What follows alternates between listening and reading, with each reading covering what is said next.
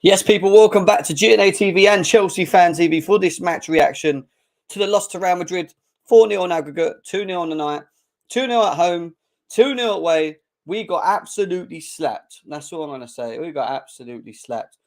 Performance better. Questions of Lampard in terms of formations. We're going to do a tier list maker today as well on keep or sell because in my opinion, this season's done. So we're going to do that on today's show. Player ratings, talk about some individual players. Check out Thiago Silva's response yesterday as well. We've got so much to go through, so much to get into. I need you guys to smash the like buttons, subscribe if you're new, share on your socials, please, as well. What people don't forget is the more likes we get, the quicker likes we get, the more we get noticed, the more people we can get involved, and it helps the channel tremendously much, guys. We're out of the Champions League. We've got nothing left to play for. But, you know, it is. Let's just get into it. Let's cue the intro.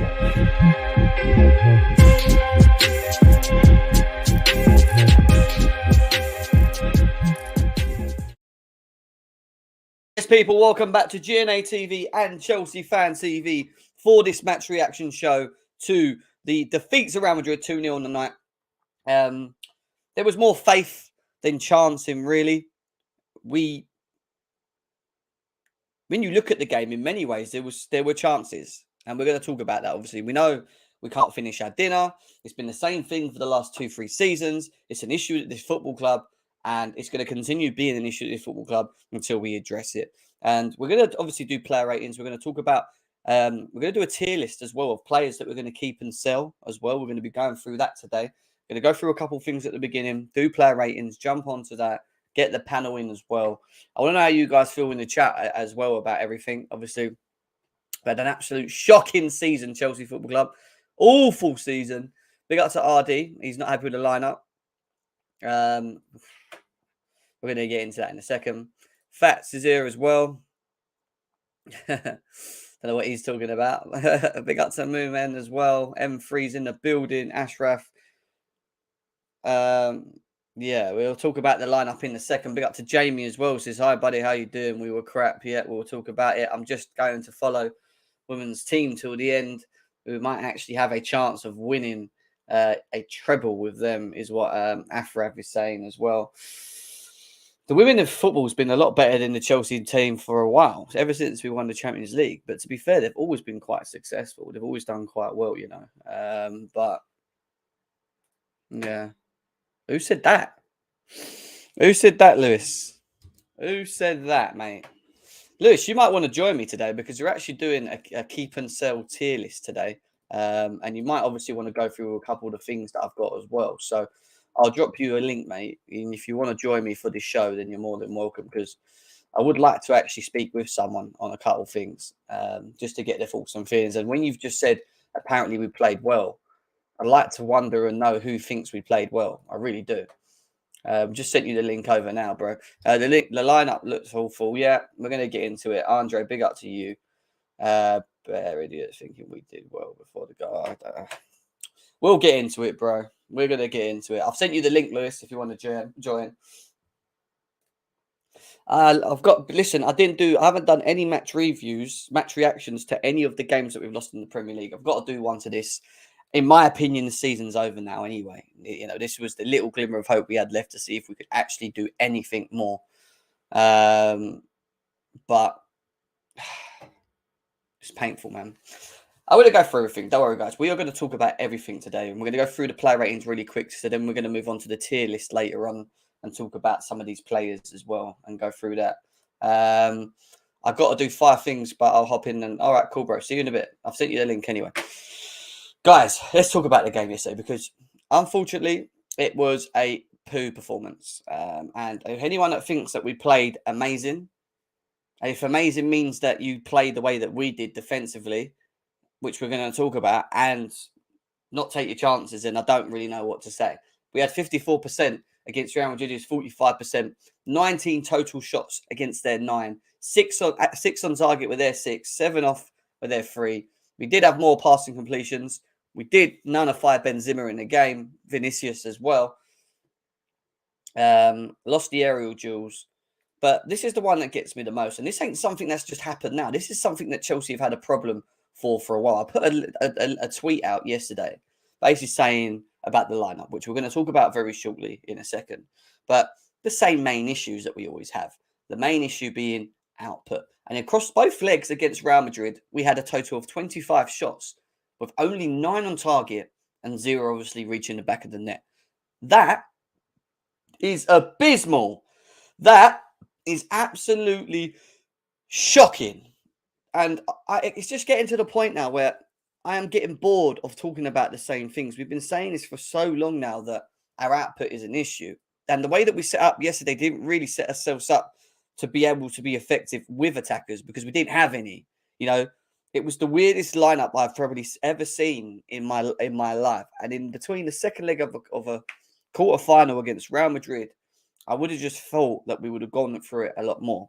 And it's just, like I said, it's getting to the point where there's words, there's no words. There's just no words. Like 25 shots and only 9 on target. We didn't even get over half of our shots on target. All right. In both legs, first and second, right, he set us up with pretty much bare attackers because he wanted to be conservative. He then decides to bring on attackers when it's too late. And on top of all of this, right, the formation that he decides to go with is a formation that I have never seen in my life.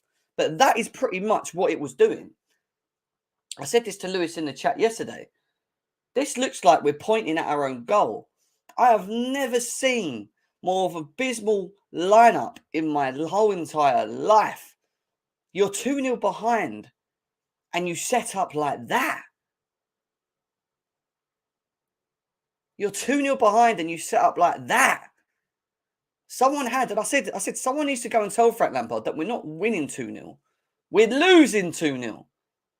Because that lineup was like a team defending against Barcelona in the semi-finals. When we went down to 10 men. That was that type of lineup. When we actually had something to hold on to. But that is absolutely shocking. I have never seen.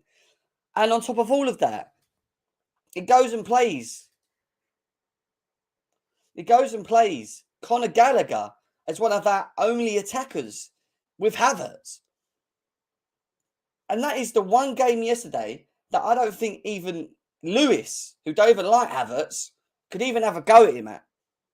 You left Havertz up front on his own to try and score 2 goals and create, and take the minimal chances that we create. And don't get me wrong. Everyone's saying the performance wasn't crap. We actually played quite well. It actually worked. What do you expect when you have nearly 7 defenders on the pitch? Let's count them. 1, 2, 3, 4, 5, 6. You can put Gallagher in there because Gallagher's not an attacker. He's just a greyhound. He runs around making tackles. 7. We had 7 players on the pitch. We had 7 players on the pitch that defend. And we had 2 goals to score. All because he didn't want to get complacent and he wanted to get it right, And guess what? He got to half-time. All right, we done quite well. N'Golo Kante missed a great chance on his left foot. Cucurella is an absolute criminal because if that was Chilwell in the box, he would have put that in the back of the net. We're going to look at that in a bit as well. But Frank Lampard, and I said this yesterday, Frank Lampard has to get this spot on. He has to set us up right. Some people will think happy because we can serve Benzema and Vinicius. But look at the end, guys. It was never going to be sustainable. Yeah, it worked at the beginning to a degree. And we killed minutes and we had 1 or 2 good chances. But it was never sustainable. And we got punished. Because Rodrigo did that. Rodrigo punished us again. That guy likes scoring against Chelsea. He done it again to us last year. And he's done it again this year. We were set up shit. And I have never seen anything like that in my life. I don't think, right, any of us here could have thought, right, could have actually thought to set up like that. That one lineup, I don't think anyone could have, in their own right frame of mind, put that team on paper yesterday before it was announced. You know, Frank Lampard's trying to be tactical with Ancelotti. It was awful. It was awful. I don't care what anyone says. I don't care if people thought we played well. Yeah, we done okay. But it was never sustainable, guys. And that is shocking. Absolutely disgusting. And then you leave Havertz up there on his own. Havertz still shoots like a 2-year-old, but he played well in spite of no service. He actually did, to be fair. He actually did with players around him that are not really attackers. You know, it was painful. I'll be honest with you. And when I saw that lineup, I was nearly close to not watching it. But because my blood is blue, I can't help it. So I sit there and I put myself through the punishment because I knew before ball was kicked that we weren't going to create any chances, really. I knew that we were going to struggle to get up the pitch. I knew that we were going to stop Benzema and Vinicius with this setup because it does nullify that. We've seen it in the last 2 seasons. But the biggest issue of it all, guys, is that we needed 2 blimmin' goals. We needed 2 blimmin' goals. And he decides to make substitutions late, like he always does, right? He decides to make substitutions late once we're 1-0 behind, 3-0 on aggregate. What is he doing? What is he doing? It's just shocking. Just shocking. How can you set us up in the Champions League fucking quarterfinal like that? I don't care. All right, you wanted to, you know, be conservative and whatever, and you got away with it for 45 minutes, and we actually done okay. Fair enough. But surely at some point, Frank, you look at the score and you go, actually, we're 2-0 behind here. We've managed to stop them scoring. Benzema's quiet. Vinicius is quiet. Let me actually make some changes. Let me just wait and continue watching N'Golo Kante being our furthest player forward and Conor Gallagher trying to control a ball and run with it, which you can't do. Conor Gallagher in pockets, playing balls into him and it bouncing off him. Awful set pieces. Awful crossing. Reece James pretty much running on one leg, taking pills because he's not even fit to be playing. You know, I was critical of him as well. I was critical of Reece James at the beginning. But then, obviously, it sunk in. The guy ain't fit. The guy wasn't even ready. But he still played through it. He took the pill and he played through it. And it's just absolutely abysmal. Right, before we continue with the game, some breaking news from Matt Law, guys. Matt Law on Chelsea. So, the latest is that Enrique's not placed among leading candidates post boost to the THFC chances. Basically, he's saying Luis Enrique is not in the lead of any of the candidates that we're talking to. Chelsea cut down the list ahead of new talks. Nagelsmann and Poch contacted.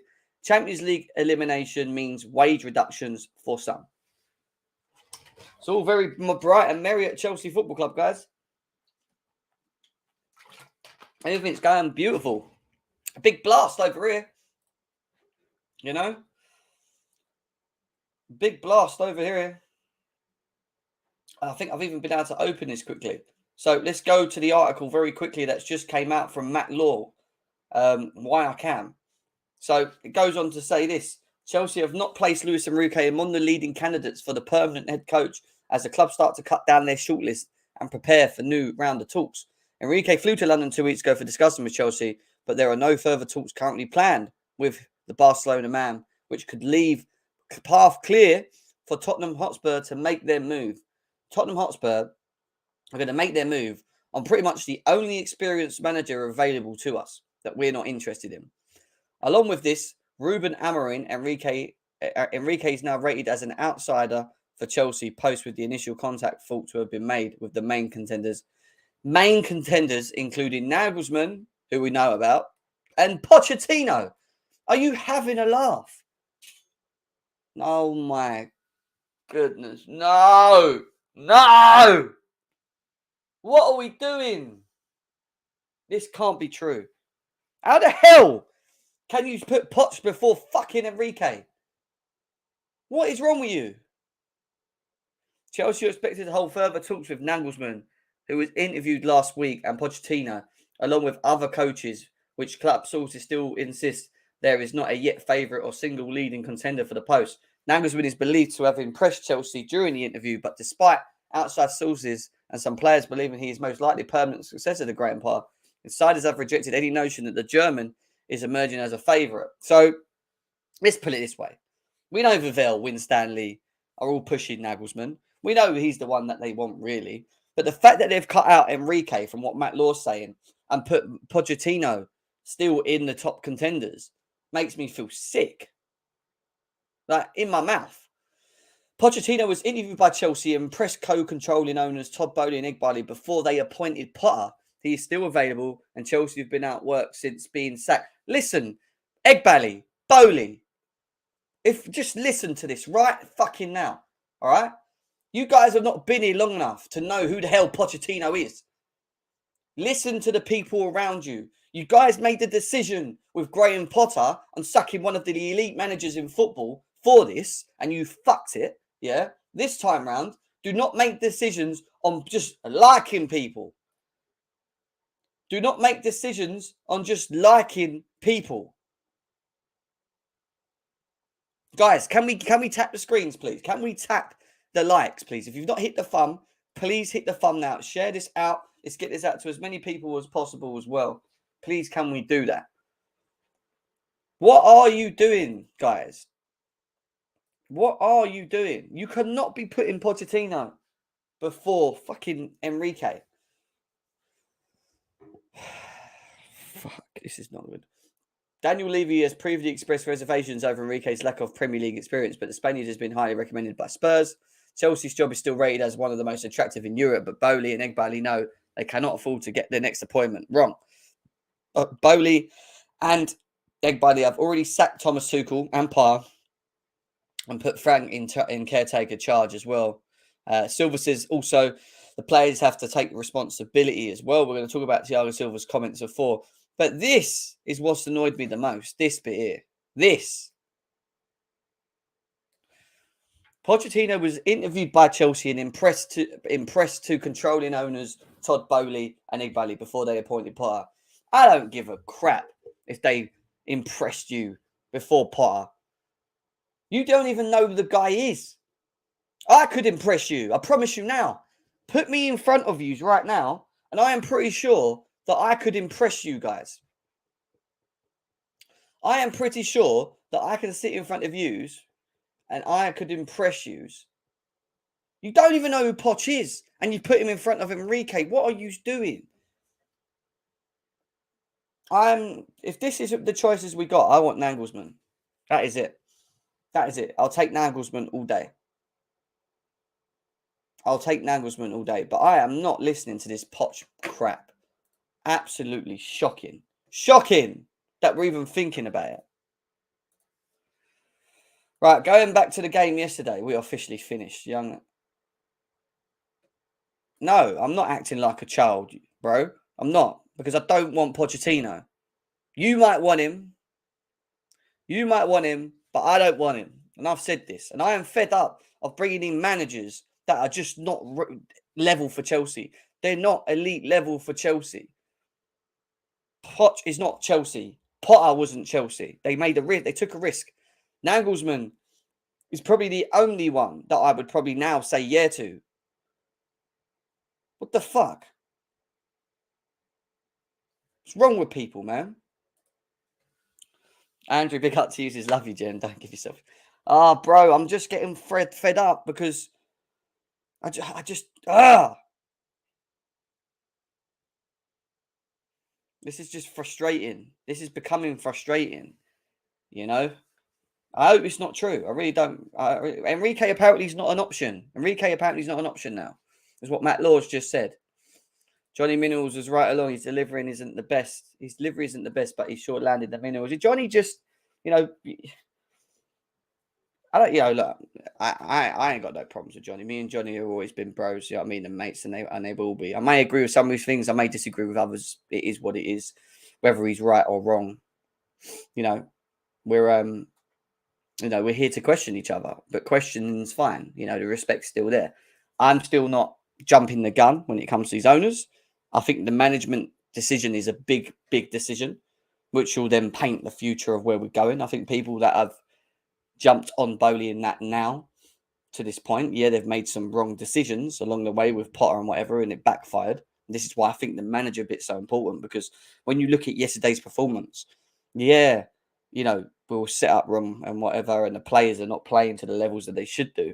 But the overall issue at this football club is the fact that we don't just have a quality manager that brings consistency, that brings a system, a structure, and then allows us to elevate the abilities of the players that we have.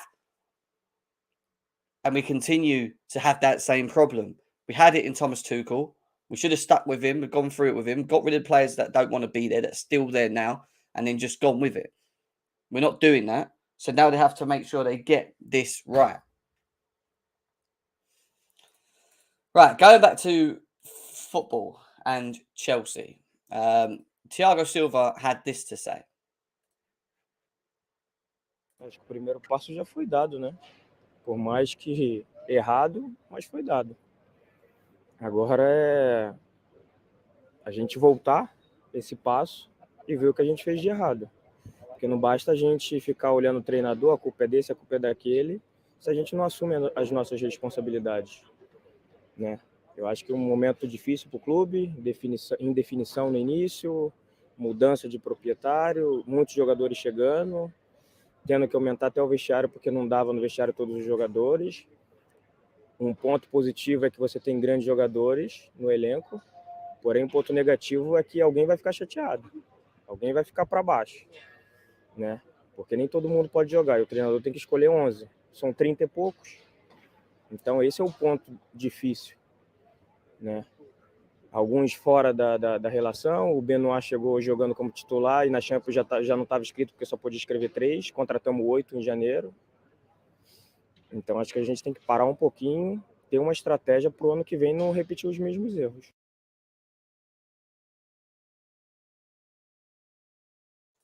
Out of all of what he said, right, that bit there is the key.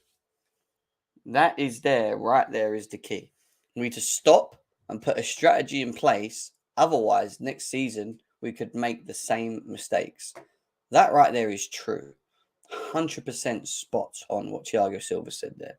Strategy in place in terms of how we establish ourselves in the window, how we buy players with the right profiles that are going to benefit, understand the project, understand the philosophy, understand what it is that we're trying to do with this football club. Right? And yes, they've gone a bit crazy with the 600 million, spending a lot on young players and the future of the club. But I think they do need to take a bit of a step back now and look at where they are currently at the moment. Have they oversigned people? Have they done it? Maybe look at it as to what it is that, whatever the philosophy and project idea is of Bowley and Egbali, and then obviously Winstanley, Vavel, that are all involved in this, which there is a plan.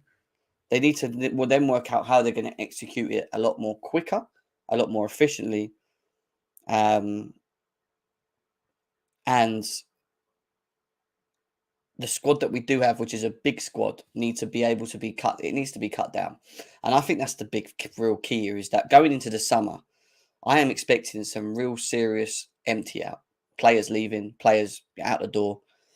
That will free up a lot and help for the new manager that comes in and makes a decision. I do think why we haven't gone and got that one now is because we can't do that now. We can't really empty out the squad and allow them a summer and a pre-season to push forward with the strategy, like he's saying there. And I think we're at the moment at the tip of the iceberg when it comes to what we currently have had for the last 3 years, incorporated with all this new young talent that we've brought in, which just isn't the right balance. And that is the issue. We don't have the right balance. We have too many players that want to be 10s and wingers that dribble, but don't contribute to output and goals and creating, right? We have an issue in the goalkeeping department for me as well.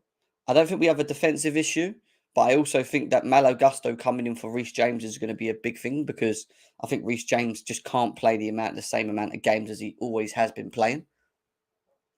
You know, Cucurella, have we made some wrong decisions on the basis of Potter signings with Cucurella, bringing in Cucurella? Is he really the level of this club at 60 million? Question marks there. Raheem Sterling's not playing to the level of his 300k a week, which, you know, is another thing and another issue in its own. Is Kai Havertz going to stay or go? Is Mason Mount going to stay and go? Is Pulisic going to stay or go? Is Ziyech definitely going? I think he will. And then going forward, what are we going to add to this? Are we going to get a striker? Are we going to actually sign João Felix on that loan deal? I don't know. There's just so much fucked up that we need to sort out at the moment. I'll be honest with you. It's a lot. And the whole point of not bringing in a manager now makes sense to me. Because why are you going to throw him in with this crap? You know, give him in the summer, empty out the players that we're going to empty out, the players that are going to leave anyway, and just go from there. And this is why summer's key. The manager decision's key. The strategy in place is key. The execution of the project that we're trying to do moving forward is key. And look, I've only been here a year. Let's just get it right. Yeah, we are giving them a lot of stick, but they have only been here a year. And to have a clear strategy and idea in 1 year is not easy. No business can do that. It's just the way it is, the way of the world. But they have made some mistakes in between all of this, which has hindered us. So it's about them now finding that and you know, and executing it correctly.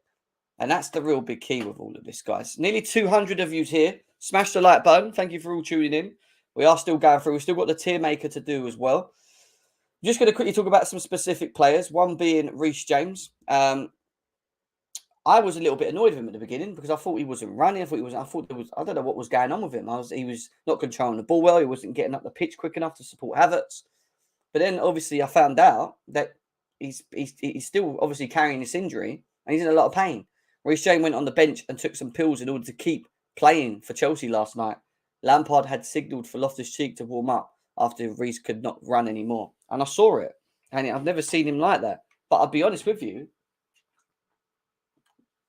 I think he needs to stop playing until next season now. Go and have your operation because he's carrying weight. I'm going to be honest with you. He looks heavy at the moment. He definitely looks heavy to me. And I think it might just be to do with this injury. I don't think he's able to maybe fully push himself to the limits because maybe in the back of his mind he's worried about that same injury that we saw in AC Milan, which has been giving him the problem. And he needs an op.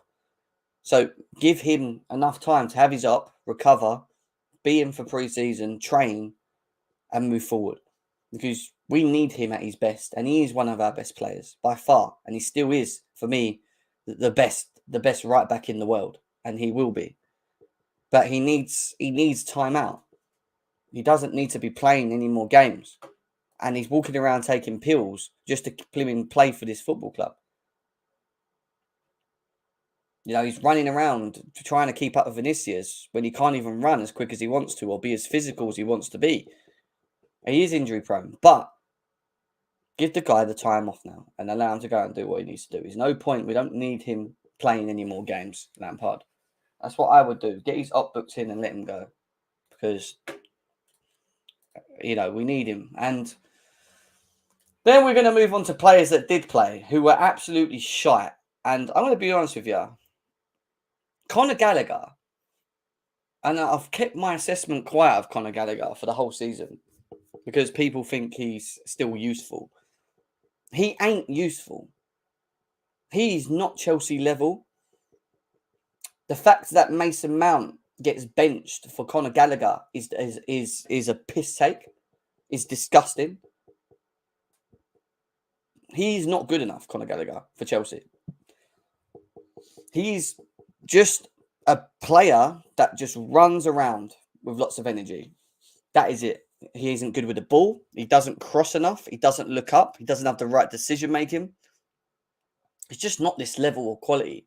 And you saw it yesterday. Yeah, he played well at Palace and he looked all good and whatever. There. That level suits him. Let him go back over to Palace and play there. But the fact that Mason Mount don't get in his team and Conor Gallagher does, just, I've never seen such a bad player. Like, he is useless. Like, I know we moan about other players like Havertz, but this is next level for me. This is next level because all he does is run. Every time he gets in the pockets and we try and play him the ball, it's like a hot potato. He can't control it. He's not physical enough to hold the ball up. He doesn't look up. He carries the ball too long. He's just not good enough. What is he doing playing in a Champions League quarter final against fucking Real Madrid? All because he had a semi-good game against Brighton, who absolutely spanked us. He ain't good.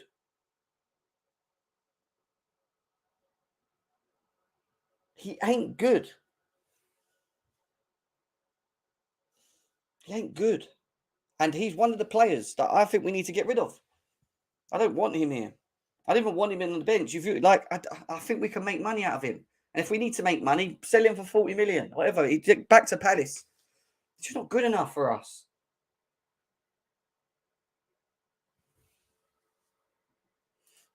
Whoever's having a go at Kai Havertz for yesterday is an idiot. That's the one game that I think a lot of people were not playing Kai Havertz for. And actually, he didn't have a bad game, to be honest. You know, RD doesn't even like Havertz. And even he's saying Havertz was our best player yesterday. I felt sorry for Havertz. Andrew, man. Big up Andrew, man. You're going to give me a stroke. Bro,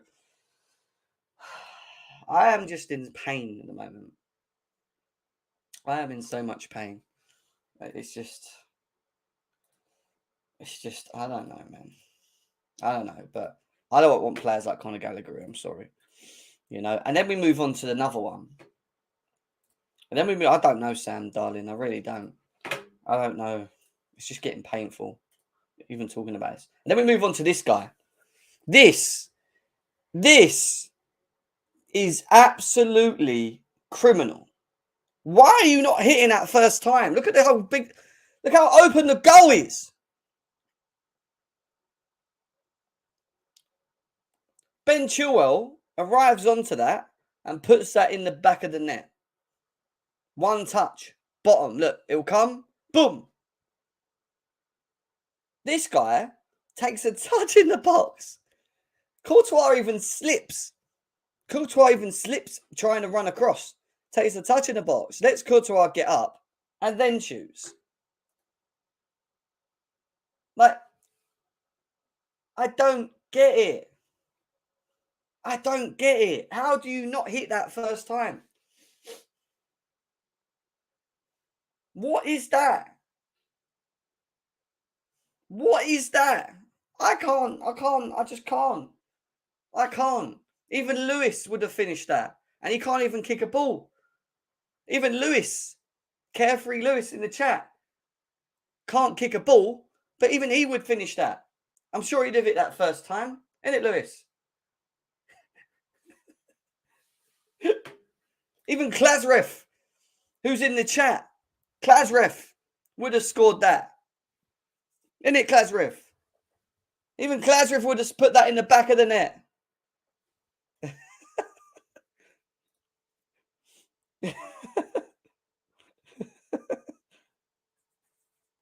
Lewis looks hella stiff, I can't lie. Klasref is dropping bombs in the chat. Over 200 people in there. Big up you guys. It is so bad. That is so bad. And on top of all of that,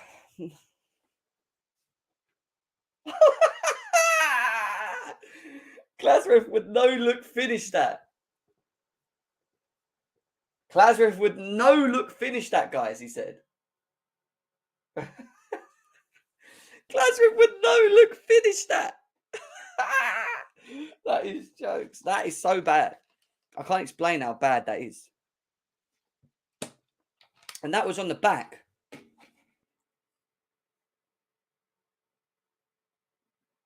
That was on the back of half time. I don't know what to say anymore. Lewis, come in, man. Someone's coming there with me.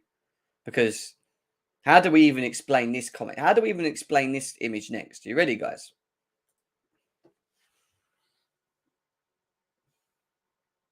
I actually am going to have an heart attack. My heart's actually fucking hurting right now. I need to calm down.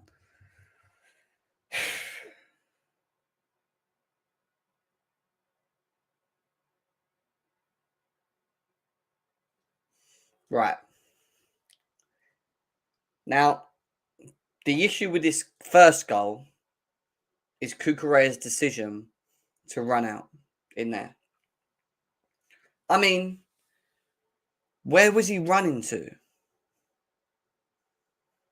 Carvajal's on the right of him. Rodrigo has now got all that space. Chalobah's not even across for him to do that, which means Chalobah is out of position. Look at Chalobah's position. He's had to move across to cover, and now the ball's going the other way. He's trying to get across. Cucurella, who was in that position here where Rodrigo has decided to leave Rodrigo there and run all the way to the ball as if he's a striker and leave it wide open. What are you doing? What are you doing? I mean, look. He was there. I wish I could put something there. He was there. And he ran up there. How are you winning the ball there? Because he could have passed it to Carvajal, and Carvajal would have passed it to Rodrigo. He didn't even have to knock that ball over the top. It was that easy. Why run out? And then on top of that, Rodrigo gets through. Chalobah's out of position now because Cucurella's made a stupid decision. He then slides because he's panicked. Yeah. And people were blaming Chalobah for the slide. Let me tell you something now. He made the wrong decision. Don't get me wrong. But that all started with Cucurella. I'm sorry. That would never have happened if Cucurella didn't run out of position without having no awareness. It's unforgivable, guys. It's unforgivable. I'm sorry. Cucurella should have looked at where Chalobah's position was before making the run out, which he didn't do. He should have also realised that Rodrigo's hogging the right wing. It makes no sense you going to do that. None. He fucked us. I'm sorry, he fucked us. That done us. And then when that goal goes in, we're done. We're finished. Don't even care about the second goal. We're done. But all because of his lack of understanding on the pitch, we lose that game. I'm sorry, it was shocking.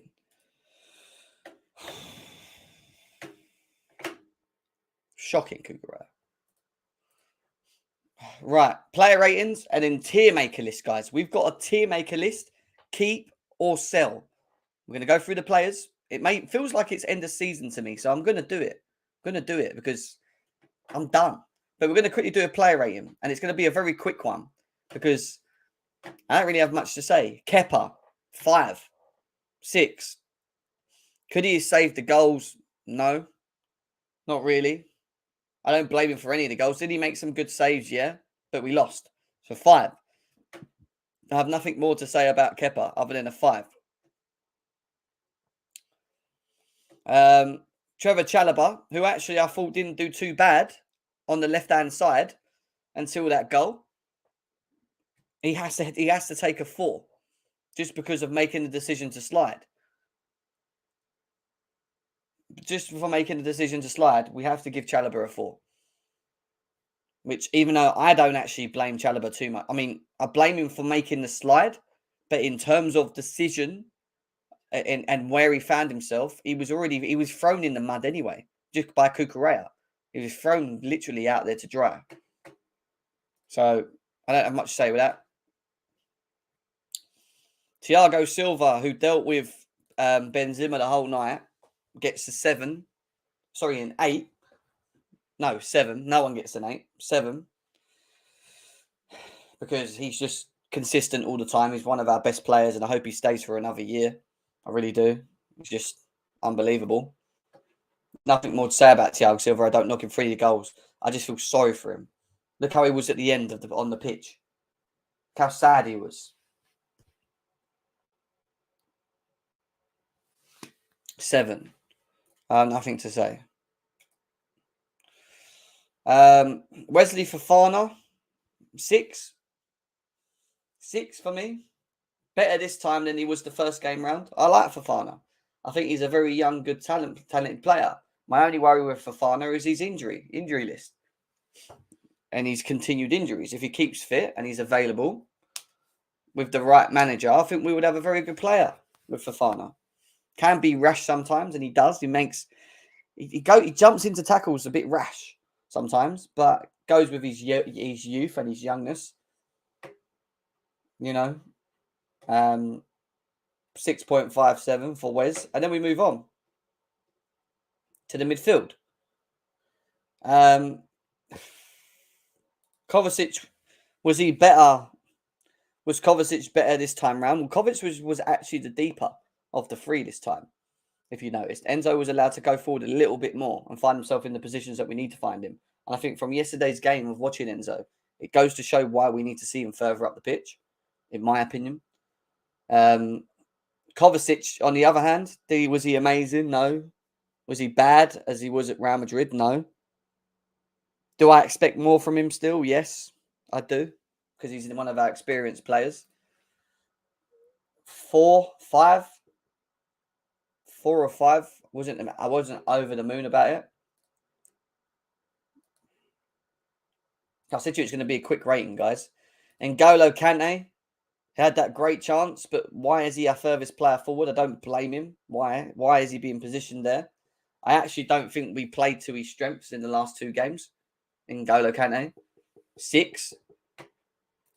Probably a 6 for N'Golo Kante for me. But didn't do anything wrong in the game. Just not as effective as I like him to be. Probably a 5 or a 6. I don't have much to say. Enzo Fernandez. Well, there's no point of having a player like Enzo Fernandez on the pitch who had a decent game, but doesn't have anyone to pass the ball forward to, because we only had one striker on the pitch and one guy running around like a headless chicken, which means Enzo was finding himself further forward.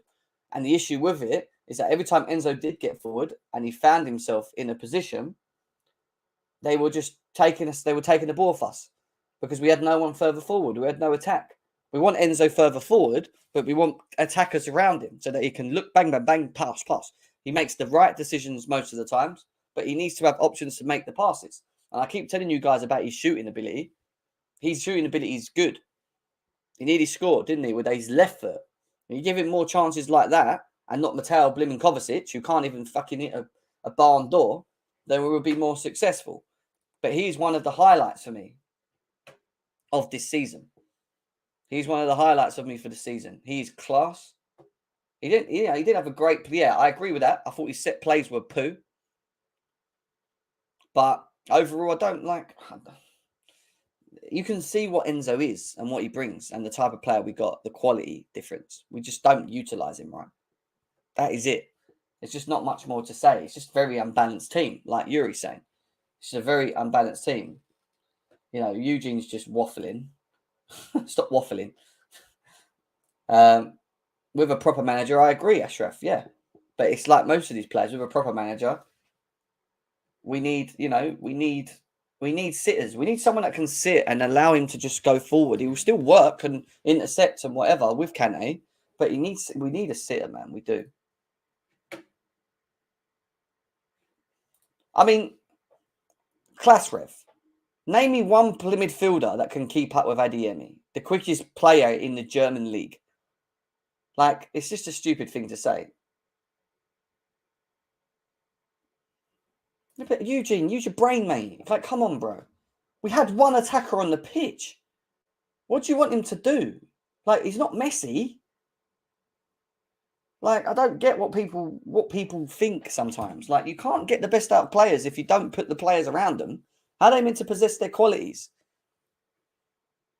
Enzo Fernandez is class. I'm going to promise you guys. He's going to be one for the future. You guys are going to be just unbelievable when we actually get a manager that actually plays him properly and correctly. Back to the wings. Cucurella, 1. I don't care if people think he played okay. And yeah, he had little moments. He wins the ball and whatever. But his decision-making stinks. His football IQ is crap. He should have scored. It makes it worse. He should have scored. And he's the reason we conceded that first goal, which knocked us out. That for me is just a straight up 1. There's nothing more to say. Lazarev, shut up. 1-0, whatever you want to call it. I just don't know what to say. I don't know what to say anymore. Reece James, where is he? Still not at his levels, but understandably not right because of playing through pain, taking painkillers to just be able to run, even though he couldn't run properly against the quickest player on the pitch. Still didn't play great, but still created some very good crosses. One of our important players, 5. Nothing more than a 5. Oh, yeah, he also cost Chilwell for the red. He's just shocking. He's shocking, man. He's shocking. For me, he's a 5, Reece. I don't have much more to say, and I don't blame him for playing the way he did. Where is he? Let's just get this over and done with quickly. 0. Him and Cucurella are both the same. Useless. Shouldn't even be on the pitch. Shouldn't even be playing this type of profile game. Not good enough. The fact that Mason Mount gets dropped for him is disgusting. Mason Mount should have been playing with Havertz at least, in my opinion. I don't think Conor Gallagher is Chelsea material. He's not good enough. Just runs around and that gives us energy and puts a couple of tackles in and falls on the floor, slips all the time. I've never seen a player slip so much on the pitch. It's all because he does is just runs around at 90 miles an hour with no direction. He just falls on the floor. He's just not a good player. He's just not a good player. I've never seen a player slip so much. I'm sorry.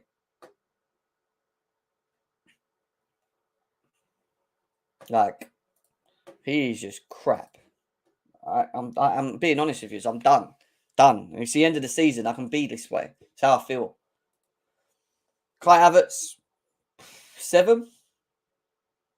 Probably a 7. Got taken off when he shouldn't have, in my opinion. He should have stayed on. You leave Havertz on with the crap, and then you bring on the attackers and you take Havertz off. I mean, the guy got left out to dry yesterday. Good touches, good link-up play. You know, created the chances for Kante by running at the near post. Held the ball up well. Was a bypasser after that. Couldn't really get involved in the game. I mean, can't really blame him. What could he do? What could he do? What more could he have done yesterday, in theory, other than score?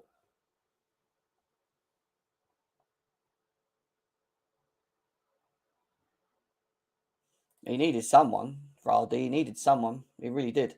He was just left out there to dry.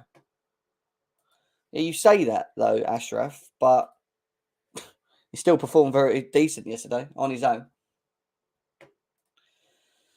Oh, don't worry, bro, Merville. I know, bro. I know. I was saying Havertz should have played the first game round, but, you know, people wanted Felix and blimmin' Sterling. I mean, I didn't mind Sterling, but, you know, I would have played Havertz.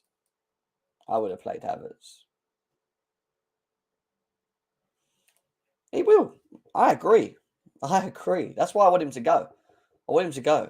I actually want him to leave because he's like, you know, he hasn't been good enough and he's been inconsistent, but I just actually want him to leave just because he's not a shit player. He genuinely just isn't. He just needs to be in the team with a system and ticking. And I tell you, that boy will fire. He needs to sort out his consistency as a player in terms of his own performances.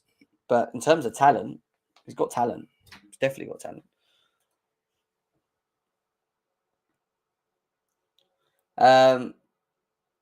I don't really know what to say because I've said enough what I have to say about him. He even pissed me off yesterday because when he did come on the pitch, he done all of the little things that make people happy. Running in between, nutmeg the player, run through. Kai makes the run through, an easy, direct, straight pass. He's running in front of him. And what does he do? He goes right, continues running with the ball, and then loses it. I mean, I know he was losing 3-0, but this is my point with João Felix, right? And I keep telling people this. His decision-making is shit. It is so bad. Kai Havertz has better decision-making than João Felix. He's more of a creator than João Felix. And I'm going to use Kai Havertz because I was told that he's tenfold better than Kai Havertz for creating. He is not better than Havertz at creating. I'm sorry, he ain't. He just isn't. His decision-making is crap. His output in front of goals crap. They both are. Havertz and He's. They've both got shit shooting in.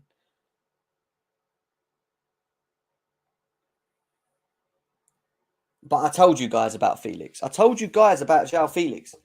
I didn't want him. I knew it. I just had the feeling by looking at his stats, by watching him in the past, that he was another player that we already moan about at this football club. And everyone got very excited about it. And I said, look, at the end of the season, you're going to see. His output's not going to be there. He's not going to score. And people say, but he's, he needs a manager to see it improve. It's not going to improve, I'm telling you. I think he's a very, when I watch him, I don't think he's a player that really looks at, he doesn't remind me of a team player. He just gets the ball and he just runs with it. And I don't mind all that. Yeah. But I just don't feel João Felix is 80 million's worth of player. He's not the answer to what we need now. We need killers. I want players up front that are going to take their chances, that have output, that have creativity. I don't want players that take on players and nutmeg them and we get all excited and then he loses the ball or puts it over the bar. I'm done with all that. I've seen 3 years of it.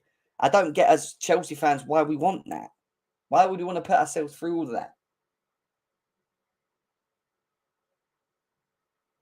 Like, Mason Mount's not even playing. What a weird comment. Like, why are you comparing him to Mason Mount, bro?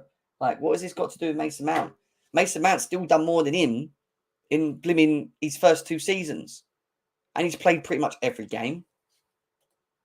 And he's taking God knows how much of a loan amount, 250k of us of blimmin' week in wages on a loan. I don't care. You can say what you want, but this is how I feel. And every time, usually when I feel something, I'm usually right. And I feel right about it again. I knew it. I didn't hype up Mason Mount. I not even spoke about Mason Mount. All I said is that Mason Mount should be starting in front of Gallagher, bro. Clean your ears out, mate. Clean your ears out. People, man. Get a 9, a 6, and the new keeper. Exactly. He's just not good enough, man. And then on top of that, who else did we bring on? See, I actually think Mudryk, there's a player in Mudryk. I actually can see a player in Mudryk. I just think he needs the right system, the right coach. And you got to bear in mind this, the difference between Mudryk and João Felix. Mudryk comes from a league, a Ukrainian league, that is not even in the top 5 in the blimmin' Europe in the world. It's a very low league that he's been playing in. And he comes over and you can see that, all right, he's not been 80 million's worth, but you can see there's something there. He just not really played much. João Felix is the star boy, the one that everyone calls, the man, who's meant to be up there with the blimmin' Mbappes and whoever else, or should have been at that level, playing in the Spanish league. Moved from Benfica, played in the Spanish league and come to the Premier League. He should have a lot more experience and quality than Mudryk. Like,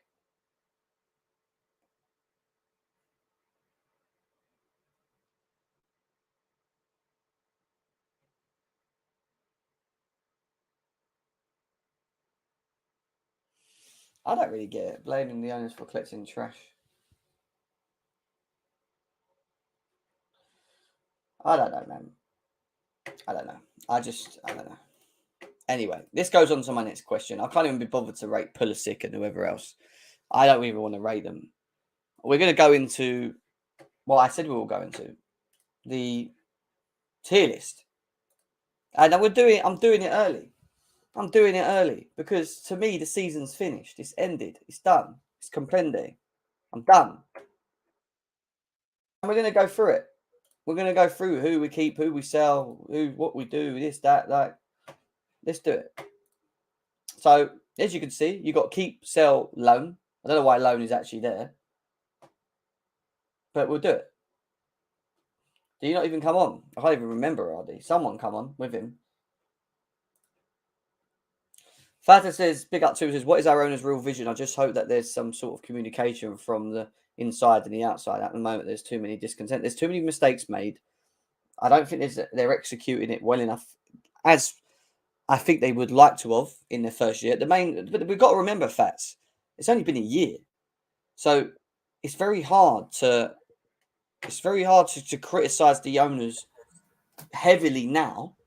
Don't get me wrong, they've made mistakes. With Potter and maybe the decisions of over-signing players and whatever else. But when you think about in what they've done in 1 year and having to execute the project straight away, they was never going to do that in the first year.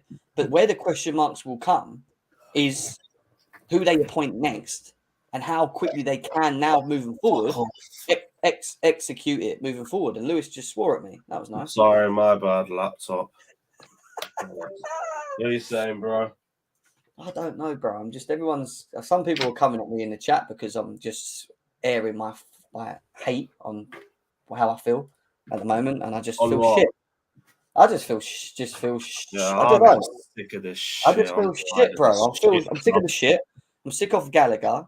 People think I'm defending Mount. I'm not defending Mount. I just said I preferred Mount on the pitch than Gallagher. I'll be honest with you. I don't know why the fuck Gallagher's on the pitch. I would have rather Mount. What the fuck is Gallagher doing in a UCL quarterfinal second leg? A road runner. I've told people what I feel about João Felix, and again, I stuck from it from the beginning, and I feel that I'm right on it still. I don't care. Fair enough, innit? Fair enough. Havertz made that run and he just fucking ignored him. Yeah, but I've been saying that, Lewis. His decision making is shite. He's not a creator, and his output is worse than Havertz. I'm telling you now, it's worse. He's a better player, but the decision making ain't there. The output ain't there.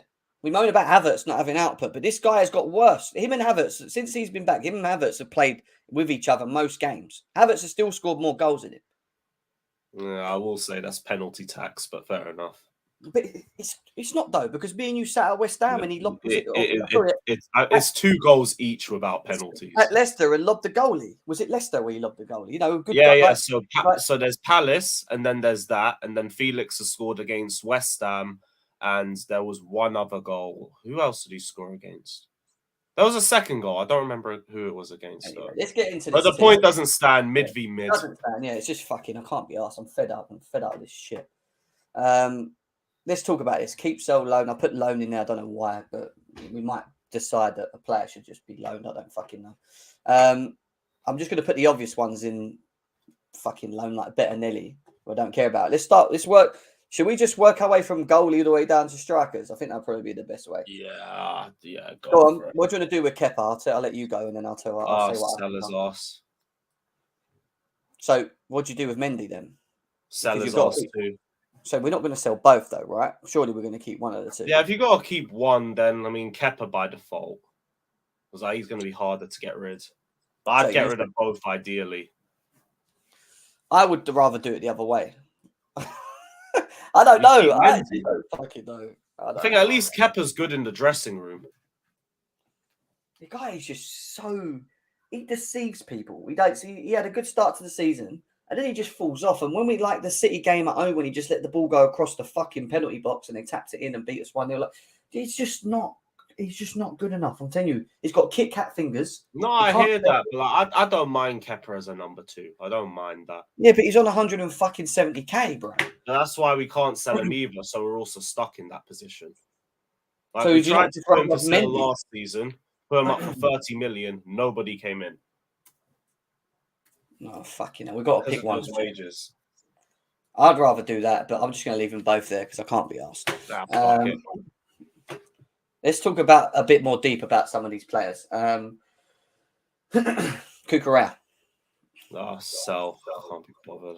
So, from what you've seen in one season, do you not feel that he may need just a system, a manager, an actual manager, maybe, or do you think he's just not Chelsea level from what you've seen of him? I've always advocated for giving players a season. I don't mind him having another season, but fuck me, he's a bum. He's so shit, man. He offers you nothing. Positionally stupid. Like exactly that. Bottles chances. Fucking can't tackle. Ain't got any pace on him. What do you bring? Nothing.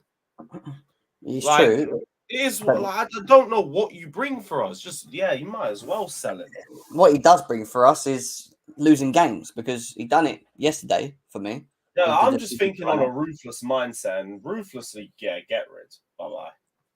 I think from what I've seen of him, I don't think he's good enough this season, but I don't think he's going to go anywhere, especially the fact that we've only just signed him for 60 minutes. It makes no sense. So I think he'll be in keep. But if that's the case, then most of the new signings might as well just go to keep now anyway.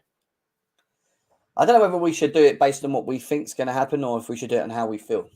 Because if we do it how we feel, I think I'm doing it based on how I feel. That's why most of my feelings Let's do it on how we feel. Let's do it because I'll be quite honest with you.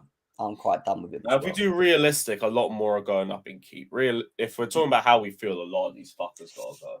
Aubameyang's going. I'm sorry, I don't care. Yeah, he's gone. Club. Yeah, I don't even have any words for him. He's just not good enough. We've got Nkunku coming in anyway. Aspilicueta. Yeah, respectfully, you can leave.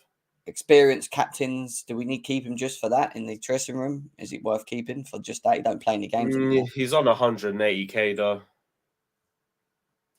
So you got Kante, Silva, Kepa maybe for that. All right, fine. He's gone. Why is Jorginho there? He's gone anyway. Oh yeah. Bro has a keep for me because I don't think we've seen enough of him. It's a shame actually that he's not around now because I think he'd be so useful as a blooming striker. Do you know what I mean? Might as well keep him. Who's that? I can't even fucking see who that is. Who's that one? That's Casady. What's he doing there? He's on loan, so let's put him back in loan. Pulisic. Yeah, sell.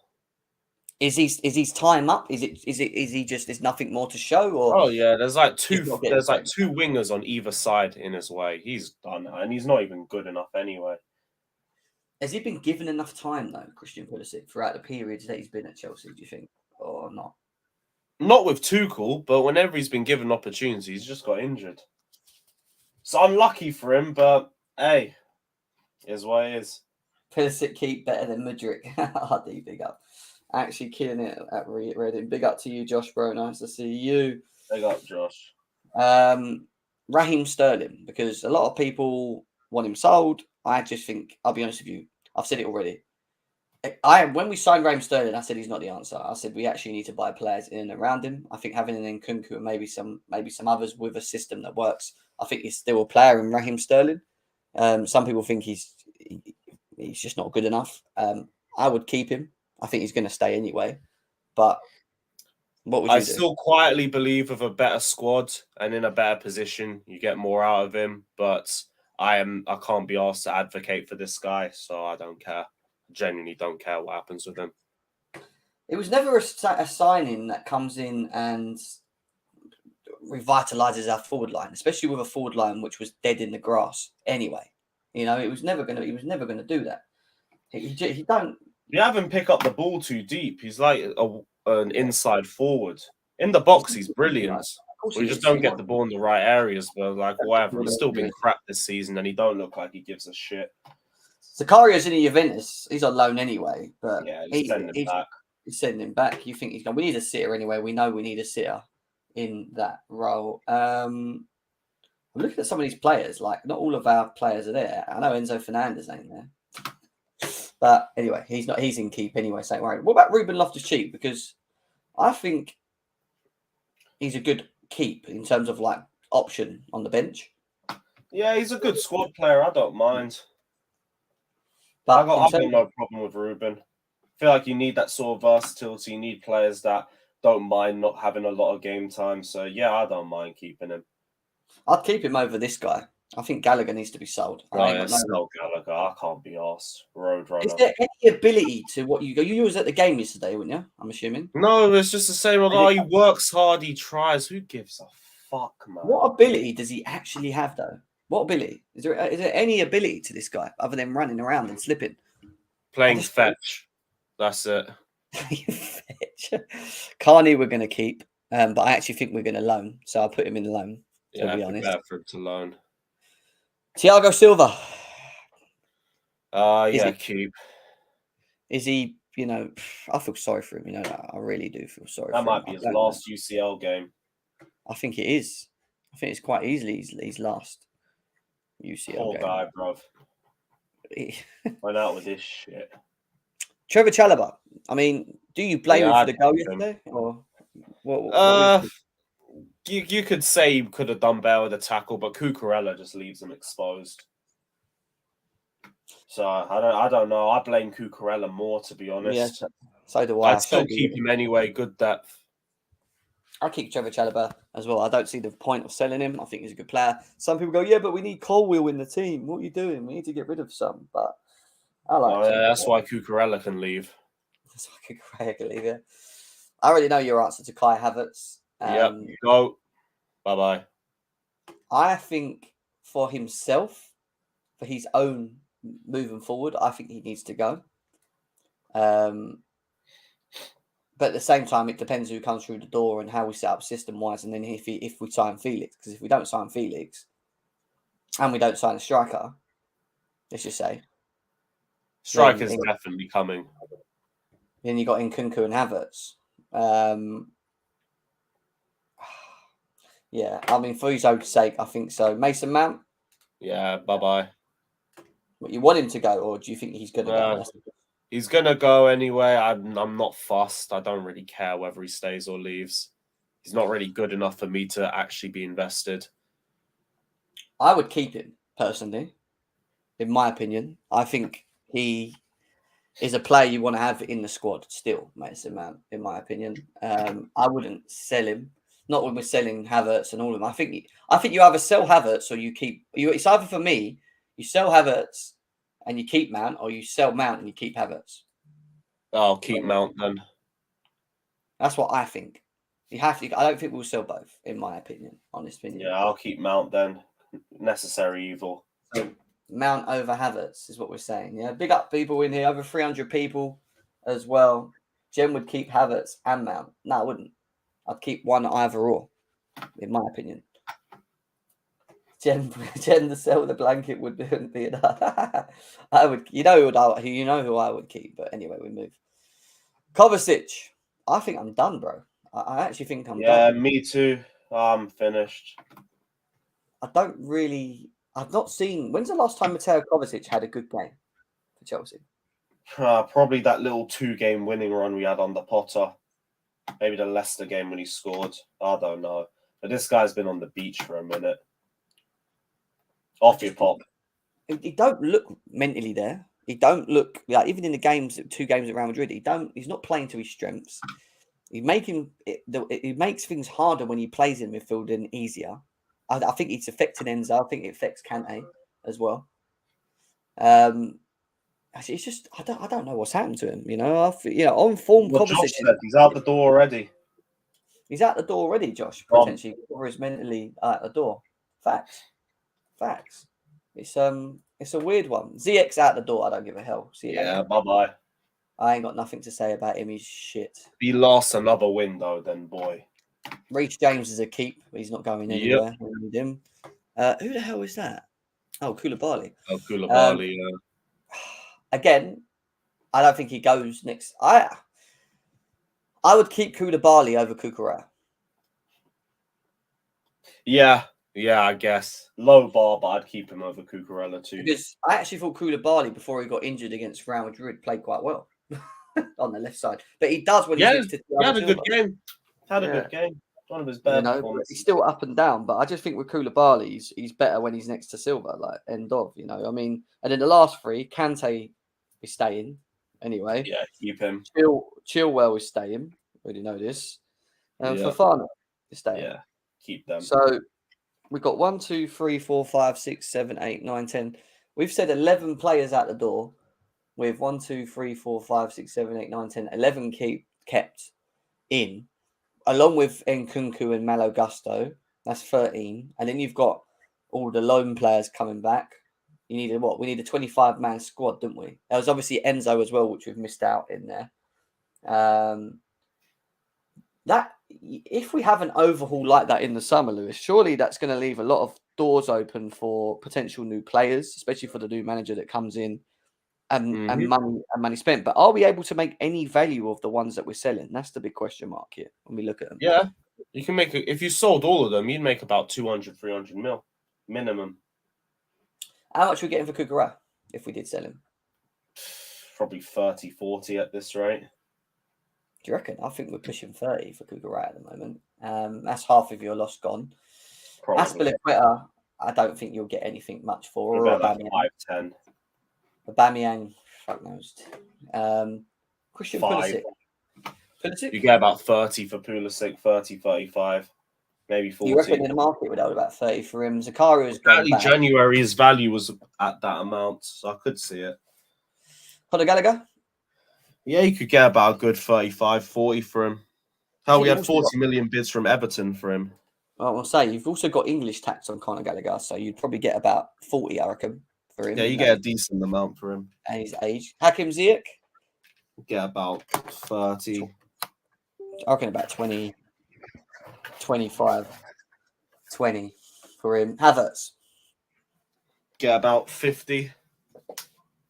Oh, so you do rate Havertz then. That's cool. Yeah. 2 years left. UCL tax. All of that shit. I can fix him tax. Yeah. You get 50. 50 million at the right team like Bayern. I reckon Tuchel would take him. 100%. Chelsea wanted to put him up for 70. I was thinking, you pricks, bruv. If you get 50, be grateful. Well, the market's overinflated anyway. Every player that you buy in the market's overinflated. I know, and that's still a rip-off. It's still a rip-off. Kovacic, though, what are we saying? 40, 45. No, yeah, about 40. He's got 1 year left. How old is he? He's about 30. I reckon about 30 to 40 mil. Kovacic. Yeah. So 50, 80. Yeah, you're right. We could get a good 200 mil if we sold all them. If we're going to switch this quickly and go on what we think will happen, I think Cucurella is going to stay. I think one of the goalies will stay. So let's just put Mendy there.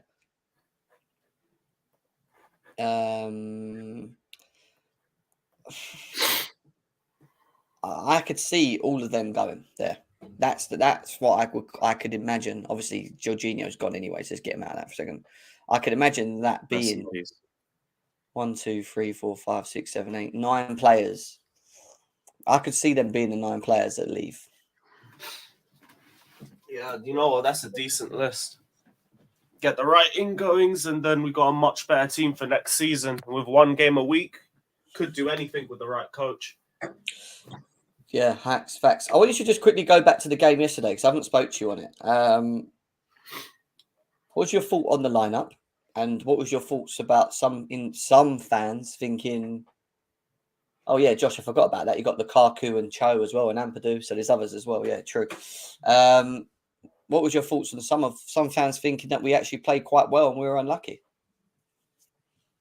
It shows where we are, innit? No, Lampard set up like a bitch. And then the result was bitch made. That's the way I see it. Just crap. I'm going to save most of my thoughts for when I go live, but for most of it, it was just first half. I mean, we were okay, but if you want to say dominating possession and then passing the ball around into good areas is what you call a good performance, then it shows why we're 11th, personally. Oh, yeah, we had chances to score. Ifs, buts, maybes. We didn't score, did we? Maybe it's because we had 1 forward. And he's a forward that likes to drop deep and go wide, so there's nobody in the middle. Literally a 5-5-0 setup. If you want to be happy with that, whatever, innit? You won't fool me. That was shit. We played well, like the setup was shit. The way the team played, decent in the first half, but it just wasn't enough. We didn't have enough going forward to do anything. It's just there for damage control. A lot of crap. That's probably the one game that you can't blame Kai Havertz for, innit? To be fair. To be fair. You didn't do anything wrong. Pressed. Decent link-up play. You didn't have anything creative. Did nothing wrong. Did nothing wrong. Oh, well, my problem. You're the only forward. Like, I wouldn't have even blamed him if there was issues. I mean, didn't really create enough for him. We had Reece James playing with a pain in his leg and taking pills, running up and down the pitch. We had Cucurella. Yeah, he stopped running after 30 minutes. We had Cucurella running around like a fuck knows. Yeah, he didn't do too bad for little moments of the game, but then just the key moments, he fucked it. Conor Gallagher is one of the most awful attackers. Like to even think that you'll line up against Real Madrid and play Conor Gallagher in the pocket, it's just abysmal. Like, how do you even get to that? How does your thought get to that? How does your thought mind process, like your thought process, go Gallagher and Havertz? That's the way forward. Lampard, he is a fucking criminal, bruv. You know, I would have understood it. Didn't think it would get worse than Potter. It's just fucking worse. I would have understood it if it was João Felix and Havertz. It made more sense. Do you know what I mean? Even Mount and Havertz, I'd understand. Or Mount and Havertz. Matt has some experience. He's done stuff against Madrid before, so I can't even question him. Fucking Gallagher. You went into a UCL second leg, quarter-final, 2-0 down on aggregate against one of the best teams in the world, the best team in the world, and you put Conor Gallagher against Kroos, Modric, Valverde. You prick. I don't know what to say. I just laugh. If I don't laugh, I'll cry. Bro, the whole way walking to the ground, I was just looking at the lineup and laughing. I was going to say, he genuinely put Conor Gallagher in a must-win game. That was the player that you kept from Brighton instead of Mudryk. What? What is that? What is that? I said it looked like an arrow. You think we were holding a 2-0 lead? That's what I said. That's what I said. I said, does he think we're winning? Is he all right? And then on top of that, did you see his conference before the game? He said, the reason I played this for the lineup is because I wanted us to be conservative, and then with the right time, bring on the attacking players on the bench. The right time when we're 1-0 behind, we can't get back in the game. Time. That's what he said, yeah. Did he think he was going to lure them into a false sense of security or something? Do you know what's bad as well? People were saying we bossed Real Madrid. They didn't even come out of second gear. I'm telling you, they was bro. Its fan base is fucking tapped, bruv. Mate, I said Lampard played for a draw and we went 1-0 down. It's like, oh, Lampard coached a 4-0 win. Lampard did not. Shut up. They were Shut more the fuck up, man. Hey, mate. Lampard didn't coach shit. He went in there to defend for himself, look after his own image, and try and lose by as little goals as possible. And that's what happened. Fuck Lampard for that lineup and anyone who tries to defend him for that shit. Yeah, that is unforgivable. No one can forgive that. I was fuming when I saw that lineup. Like, I was imagining you guys at the bridge because I was going to go, and I was so glad I didn't go. I'm honest, y'all. When I saw that lineup, I was like, "Oh my fucking go to this God. Shit!" You played Conor Gallagher as our blimmin' attacking forward behind fucking Kai Havertz. Like, what are you doing? You guys are really complaining about the lineup. Couch, Mudryk. Oh, Couch, come on, bro. Don't do bro, this. I that arrow yesterday. You play Havertz in behind Mudryk. I feel like things are at least a bit better. And by Mudryk deserves to start over him. Let me just say this. Let me just sum this up. You play attackers in their positions. You don't play a player that's not an attacker out of position just because you want him to run around like a greyhound and just fucking do fuck all, which is what we did. I don't get how people were defending this. I don't. I'm sorry. I mean, OG, what are you saying? I don't get it. Oh, Matty wants. Bro, I'm losing sleep over this shit, man. Jen wanted Lampard. Oh, Matty. I don't understand how Lampard didn't realise. So Lampard thought of his tactic. Yeah, he should. I'm the opposite since I'm an idiot. He just never gets it right, man. Do you know what's so funny? People go, "You wanted Lampard." They didn't want Lampard. I understood why we done what we did in terms of finding the right manager. But I'm still going to criticize him when he does shit like this. And it's got nothing to do about wanting or not or whatever. It's about what he did on the day. And that's the problem right now. And I mean, Couch, how did you feel about the game, mate? I don't know what you guys are expecting. Like, what were you Why are guys you really laughing, expecting? bro? It's not funny, We went man. in with all these aspirations. Chelsea's going to pull a rabbit out of a hat and turn the game around. It wasn't going to happen. We don't score goals. We don't score goals. So don't play any attackers then. That makes even more sense. What's the point? You could put any combination of players on the pitch that you want. We're not scoring enough goals to win games. The temperature of the game. Who would you play? Yeah, but we didn't give ourselves a chance because our manager set us up so. Modric came on and couldn't even hit the net. Like, what are we talking about there? He's 1v1 with the keeper and puts it side net. Wait, I would have started him in that game. Gallagher makes fuck all sense, bro. Gallagher makes no sense. None of them make sense. That's what I'm trying to tell you. None of them make sense. We don't score goals. It doesn't matter who is playing. That's the problem with this team right now. It's the reason why I'm saying we should not be investing in João Felix for more than 50 I agree, million. but if you're going to give up like that, then just forfeit the whole second leg. Well, that's essentially what we did. Then why play? It's just that's what's pissed me off, though. Why turn up? Why bother? That's why I'm pissed off. Why are we setting up like that? Just go and fucking. That setup was an embarrassment, guys. I want to know what your setup is and what you expect the results to be after with your setup. Couch. Literally, I play Havertz and Mudryk in behind. What I expect. We should have started Mudryk and João Felix. And what's the outcome? Another 0-0 what the outcome is. Probably a better out ball. Yeah. Instead of Havertz, who likes going wide all the time. Most of the mad thing is, we played 2 legs so defensive and didn't play any attackers. And yet we're sitting here saying we shouldn't play attackers. Like, I don't get it. Why are we defending the fact that we've got attackers that we shouldn't play? We don't have attackers. What do you mean attackers? Who are the attackers? Who scores goals in this team? We've got attackers that are natural attackers. Who's our number one goal scorer? Who has the most goals in the team right now? We've got Sterling. We've got Mudryk. These guys don't score goals, man. We've seen it for the whole season now. What are we talking about here? System Couch. It's not act like they can't play. They don't get played. They can't. Bro, this is the worst season Chelsea have had as far as goal scoring goals. This is the worst. We don't score.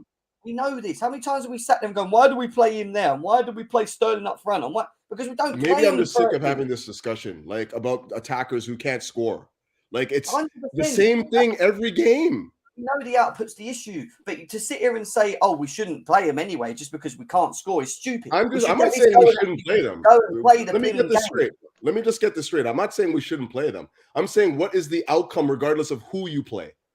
We don't score. At least give yourself a chance with some attackers on the pitch. Jesus. Who? What do you mean, who? Sterling? Well, here's my thing. Because we only had one forward up top, a lot of our chances in the first half went to fucking Gallagher and Kante instead of, let's say, a Mudryk or maybe a Felix or maybe a Havertz. And you know what? We could get a bit more angry if the attackers don't do their job and then they don't score. But when it's midfielders, I'm looking at them and thinking, well, why are they the ones in the position? Exactly. Why isn't N'Golo Kante our furthest player up front taking shots in the front box? Why? It's stupid. It's so because dumb. He gets into those areas. Because he knows how to get into those areas. I don't know any attacker that gets into as good areas as N'Golo Kante does, to be honest with you. The fact that he can't finish is one thing, but we don't have any attackers that get into those areas consistently. None. Absolutely none. And that's the problem. Does Conor Gallagher have the ability to pick the ball up in pockets and actually try and create something? No. Nah, Mudryk can makes chances for himself out of nothing. You can question the execution. I have all sorts of time for Mudryk. I'm not going to lie to you. I have all sorts of time for this guy. What about João Felix, the ones that he's done? Can he get into tight pockets and create spaces? We saw him do it. And then what did he do? What did he do when he got into my point. At least you can get something from that with someone that is attacking. He turned the ball over. What are we talking about, man? I don't like turn the ball over. Like, I don't know what we're defending here, guys. We've been watching this team for the entire season. Of course, but you can't accept a lineup like that. So you would rather see a lineup that you've seen a million times before and not score. I'd rather see my team go out fighting. I'd rather see some forwards when we're 2-0 down on aggregate in the first leg instead of setting up like we're 2-0 up on aggregate. You know what? I want to see. I don't think that there's any difference, regardless of who you play. That's what I'm trying to tell you guys. You can say attackers. We don't score goals. I don't understand what the difference is. So what was the point of buying these players? What's the point? What's the point of any of them? If we're not going to play, that's a good question right about now. The fact that they don't score goals. Why are we buying these players? That's a good. You guys, I do need to go eat before I go live. Lewis, man. Big up my people. Easy, Lewis, man. We'll talk soon, man. Stay mentally strong. Stay mentally strong. Oh, mate, it's hard right now. Yeah, man. We didn't listen to 50 Cent, man. We didn't qualify. We didn't die trying. Like, we didn't go all out, man. If we at least died trying, it'd have been fine. We played Felix. We played Sterling. And I don't understand what you guys are seeing that I didn't see. What do you guys see? What do you guys see? I'm with Catch here. This game was going to be different. What do you guys it's like you guys haven't watched the whole season or something. There's something deep rooted. Players don't want to be there. Players don't want to try. But you guys expect, hey, why isn't his attack playing? Why aren't they playing for the team? Why aren't they playing for the badge? Hey, why is Bolly just there talking? Why can we not get a performance like we did against Leicester if they're heavily motivated to go in? If we set ourselves up in the right manner, go on, Jem. It's simple. We, even without a coach, even for a Cone as a coach, right? We should be higher than 11th, right? The quality in this team, Jem, the quality in this team should be way better and performing way better without a manager, right? Without a manager.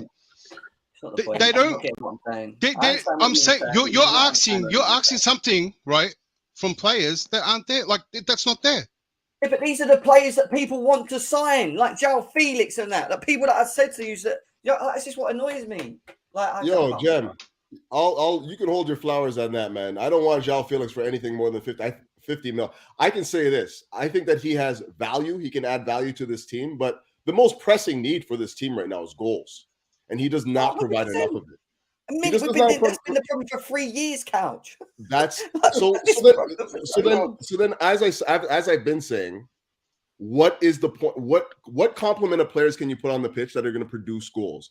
Nobody can tell me one lineup over the other is better. Nobody can tell me that because we've seen it. That's not the answer, though, is it? So you're telling me playing like that? Nah, come on, Couch, man. This one's a non-trying. We didn't even try. Though, is it? They weren't trying. They weren't trying. They're just not good. You can't say they weren't trying. They tried. From day we thought Kante was going to be a goal scorer.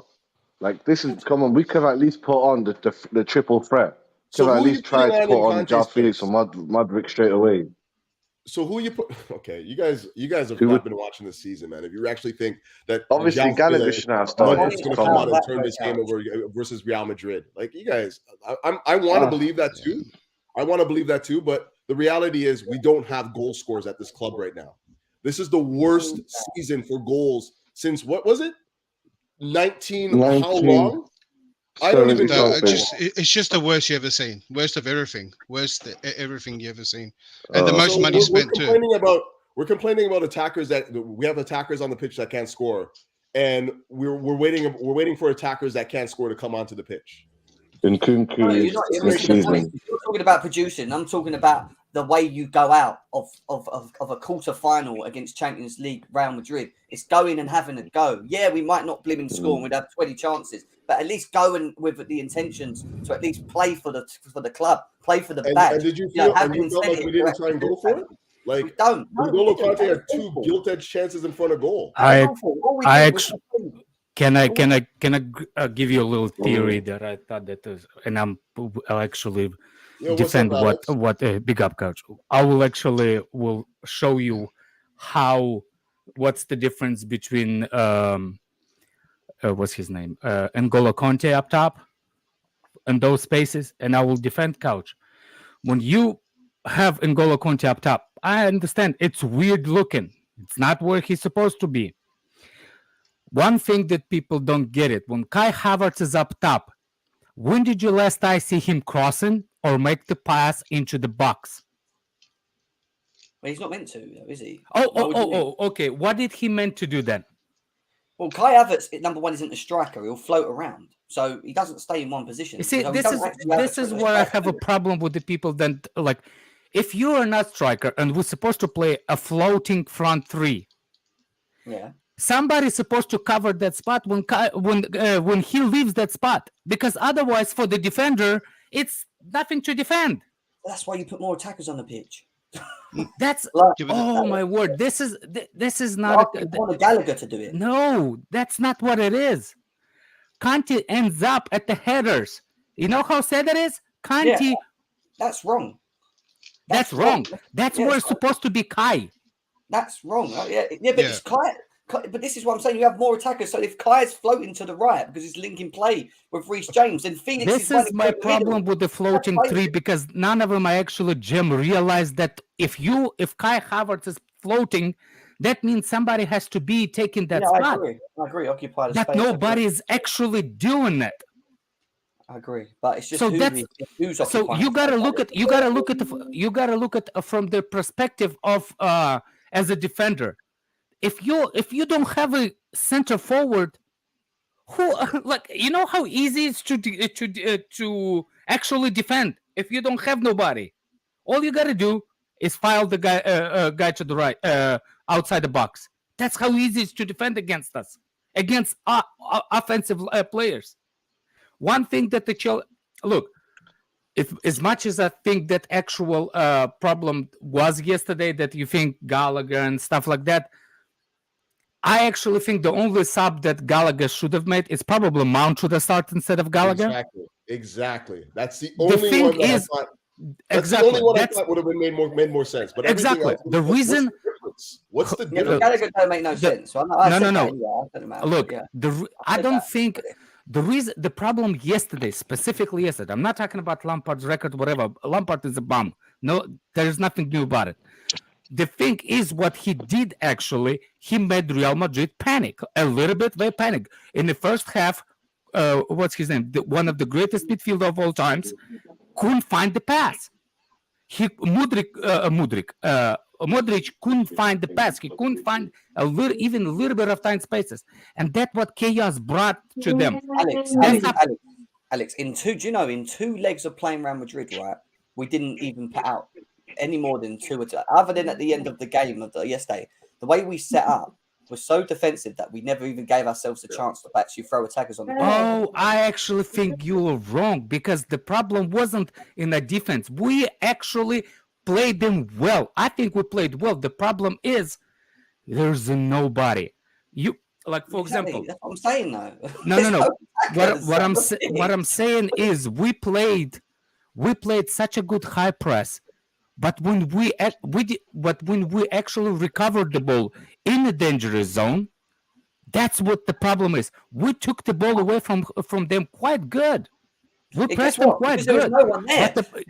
But the problem is the players did not know what to do with that ball when they recovered in the dangerous area. That's how we won the Champions League when Mount played there. Because Mount, as much as that people saying he's a bum, that chance that what Gallagher had. Yeah, okay, Alex. But why did Mount play then? Why did Lampard's little son not play? I don't know. Why you ask me that question? He hasn't been playing. Mount's not in his plans. He's not going to start. He played last game against Madrid. Last 20 minutes? We had Mount. So probably can't play a full game. Wasn't he? But he done very well in the last 20 minutes. So why wouldn't he start? It's just. We don't know, but starting, man. The owners are involved. It declared. That's not the problem. I was trying to say one thing. We struggle up front, not because the system or whatever. We struggle because there's nobody there to actually do what we thought we could do. That's output. Yeah, that's it. We know that. Lampard should have played, man. It doesn't the whole setup for me. No, I want you to get off that high horse and saying that what Felix would have done better. It wasn't, because those chances chances will not exist if Felix and Modric was on the field. Because but Alex, even if they did exist, what's his record? He's 8-0. Imagine a boxer lost 8 fights in a row. That's what he is. He's 0-8. You're missing what you're trying to say. Consistently. Yes. We don't have any other attackers that can get into those areas like Conte does. Exactly. You wouldn't have what's his name? Those chances that that Mount created because Mudryk is not good of pressing. He will not make them panic. He will not take away the ball from them. Yeah, but when we did win the ball up high and we tried to play the passes into the pockets to Mr. Gallagher, he hasn't got the ability to pick the ball up and hold it long enough to then. Yes, you know, I know that. That's but my what problem. you no, that's I know the your balance point. issue. You haven't got someone in there. That I know your point. I know your mean? point, but I'm telling you the situation that you're gonna say that we should play Mudryk and Felix. I don't think it will solve any problem. I said Mount at the beginning of the show. Mount. Mount on the only person that would have probably changed it in a better if it was Mount playing, because the best way to he's the best. Okay. Hey, the best way to understand this, Jem, because you said you never seen this before, but this is how Conte set up Juventus, and what Conte was playing and Kovacic was the late runners that Pogba thrived in. That's why he ended up in those positions. The tactic was very similar. The personnel is not the greatest, but as a system, it was still pretty solid and good. It's just like what Alex saying. We didn't get into stuff. It was meant to be a little bit counterish, but it depends how Lampard wanted to be. If you're going to have Kante that high, and I agree, I think high pressure Kante is good. Someone's going to run in that position. Right? But you need to have players around him that when he wins the ball, he can then lay off and they can be in the right exactly. position. But we didn't have that. Cover and Kante should have been. Conte covered like that. Those positions. They're joining that attack. Like yesterday. Mount. That's it. I agree with you. Mount would have made the difference because the couple of chances that Mount would have done something different than Gallagher. The thing with Mount makes runs he does make runs into them spaces. Even when he was playing for us, he makes runs into pockets, especially when we win it high. When we beat Real Madrid at home last time, when we won at home, Mason Mount was one of the furthest player forwards in the box. He actually scored, if you remember, because Christian Pulisic, I think Kante won the ball and Christian Pulisic crossed it. Mount was in the box. So it's funny how this conversation has gone full circle the entire season. It's like Mount. Oh, Mount shit. Keep him on the lineup. He's done. No, it's not. It's not that. It's again, Couch. When we talk about this system and the way this that game specifically, we should have played Mount. That's what I mean. Yeah, because even Couch. I'm not disagreeing. Yeah. Couch. Actually, if you look at what Mount's done best season under Tuchel, it's not because we are good in possession and we're creating. Mount was the best when our team make the team lose the ball in the dangerous areas. You remember the goal against Norwich? No doubt about it. I think that he would have been useful in this game. I'm just saying, it's just ironic that the entire season we've been berating this guy for not playing well. He's having a shit season. And then but that's not what the Champions League, we're talking about the yesterday's game, right? We're not talking about the whole season. Well, it is the whole season though. Like it's come full circle. This is the irony, right? Oh yeah. Complaining about it, Is Gallagher technically better than Mason Mount? No. Is Gallagher better than technically than Mason Mount? Shit. But let me ask let Matt talk about Kepa. Let me ask this question real quick. Because I'm confused. Because yesterday, wouldn't you say we had better chances yesterday in the game than the first leg? Yes. We had 2 chances. We should have been. We had 2 chances in the first game in the first minute, and after that, we had nothing. We had nothing in the first game. No, we didn't. We had 2 chances. We had one good chance in the first game, and it was my word, it was Felix. Remember? Exactly in the first minute. After that, we was dead. Exactly. We was in the game yesterday up until the 70th minute. Up until the 70th minute, we was the better team yesterday. Once Madrid got that first goal, it was over. Yeah. We can't sit here and say, the system didn't work. Jem, we was in the game yesterday because of the system. At least the first half, the system worked for the first half. Yes, I agree. The system worked for the first half. At halftime, then I would have got it. If he took off Gallagher or somebody at halftime, scoring more goals against us when they already had 2 goals.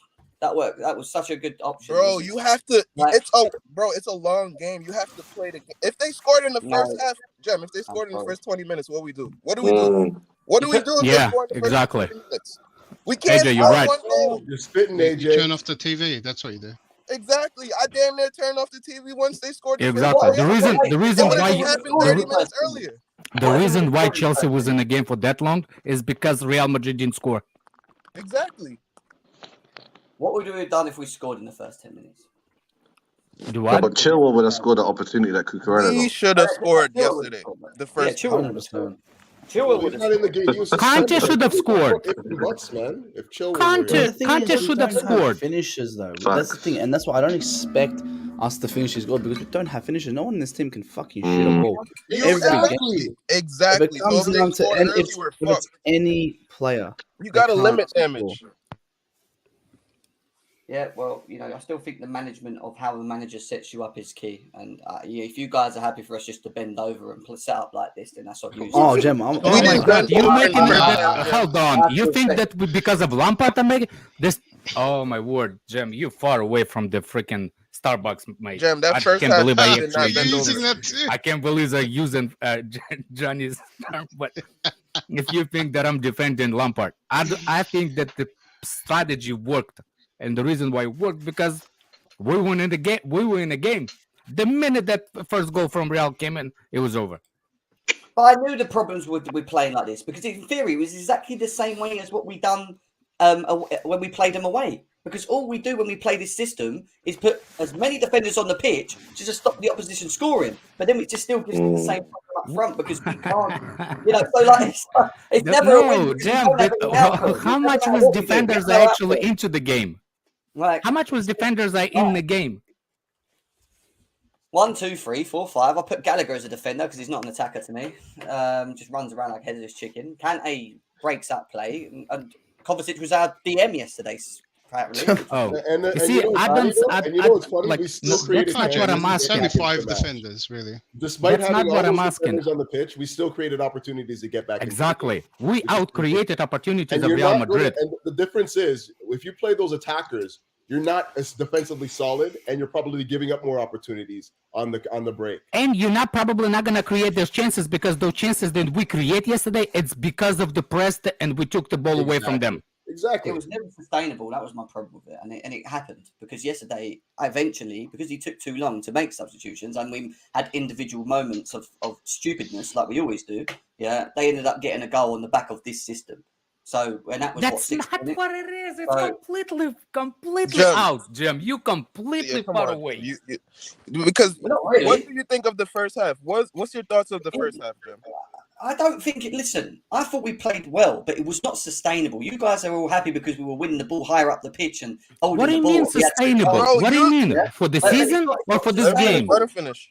It was never sustainable because we were 2-0 behind and we had to attack eventually. Forget the output. I know we haven't got it, but at least put some attackers on the pitch to allow us to actually have chances. Yeah, forget. Hold on a second. One of those attackers are gonna finish those chances. Doesn't matter. Just put them on. Put Mudryk on the left. So just to please you. Leave Havertz on the pitch, and just get do something. What Sterling do when he came in? Huh? What Sterling do when he came in? It was only on for about 15 or 10 minutes, wasn't it? It doesn't matter what he do for 15 minutes. It doesn't matter what he did. It goes back to the times of your substitutions. We were 3-0 behind at that point. What are they going to do but at 3-0? The only thing behind. Lampard should have made a halftime. You are so far away from. I don't understand. But we were on top. I can't believe me and you that far away. We're usually on the same level. Not today, man. Here's the only thing I'll disagree with, right? Sustainable, all that shit. It's one game as a Champions League. You know what I mean? Like, you're supposed to play outside of yourself. It's not supposed to be a sustainable game. Like, this is how you always play. You're supposed to up your level for that game. The truth is this: if Kante and Cucurella score that first half, we're calling it a brilliant half. Exactly. They didn't miss. They didn't miss like, oh well, it was kind of a good chance. No, these were great chances. Cucurella is a criminal because that was like a I don't even understand how you miss and him and Kante. You have to put Kante there too. Yeah. Because when you're 2-0 down, you're pressing the hell out. Mudryk is having a horrifying game, right? They're not playing well. We're dominating, and you're getting chances. You have to score. You're not gonna get 10 big chances against Real Madrid. I understand what you're saying about the attackers if we weren't creating chances.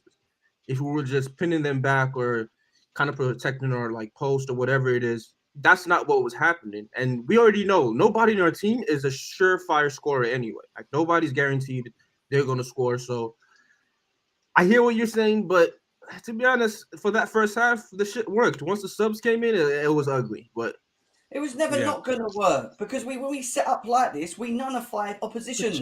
We know that. Oh my word! They kept us in the game. Forget the nullifying. How long are you going to continue to have this system in play in a game where you are chasing? Because you had the big chances and they didn't the first half. That's my point. We had 2 chances. Kante on his left foot, which he swiped to the box. Exactly. Kukureya, if it was Chilwell, would have scored. Yes. So fine. Jem, if they scored first, but what happened in the second if they scored first and early? You complaining about our goal scoring? What happened? So if they scored first and early, what are we going to do? What happened? You have to think about both both 45 minutes. Yeah. So what happened? What was the difference between the first half and the second half? Tell me. What do you mean what happened? What was the difference between both the halves that you watched? Oh, Kai Havertz hitting the ball with the back of his neck from the volley in the box. That's one of this happens. Then what's his name? It was running into the box and losing position in the box again. That's another one chance. Then Chalaba decided to be a ice escape guy. If you go and slide, you better. Oh my God! Why did he slide, bro? He was I don't have a problem with the slide. I have a problem. If you don't get him out, then get him out. Yeah, with your slide. He was trying. He should have stayed on his feet and just ran back, bro. He had him. There's no way he could have caught him. My issue was the time with the angle was wrong. Rodrigo was gone. So his only option was really just to crack him, and that's the only thing I'll blame him for. It's not cracking. I don't think that he should have. Like, you don't make a last ditch. What you do is you jockey him and you marshal him and you keep him off of getting inside. That's what you do. Yes, remember he was on the sideline. He should have just ran straight back to his. It's a pure defending one-on-one. You open the hips the way the angle that you want to push the offensive player. You can't.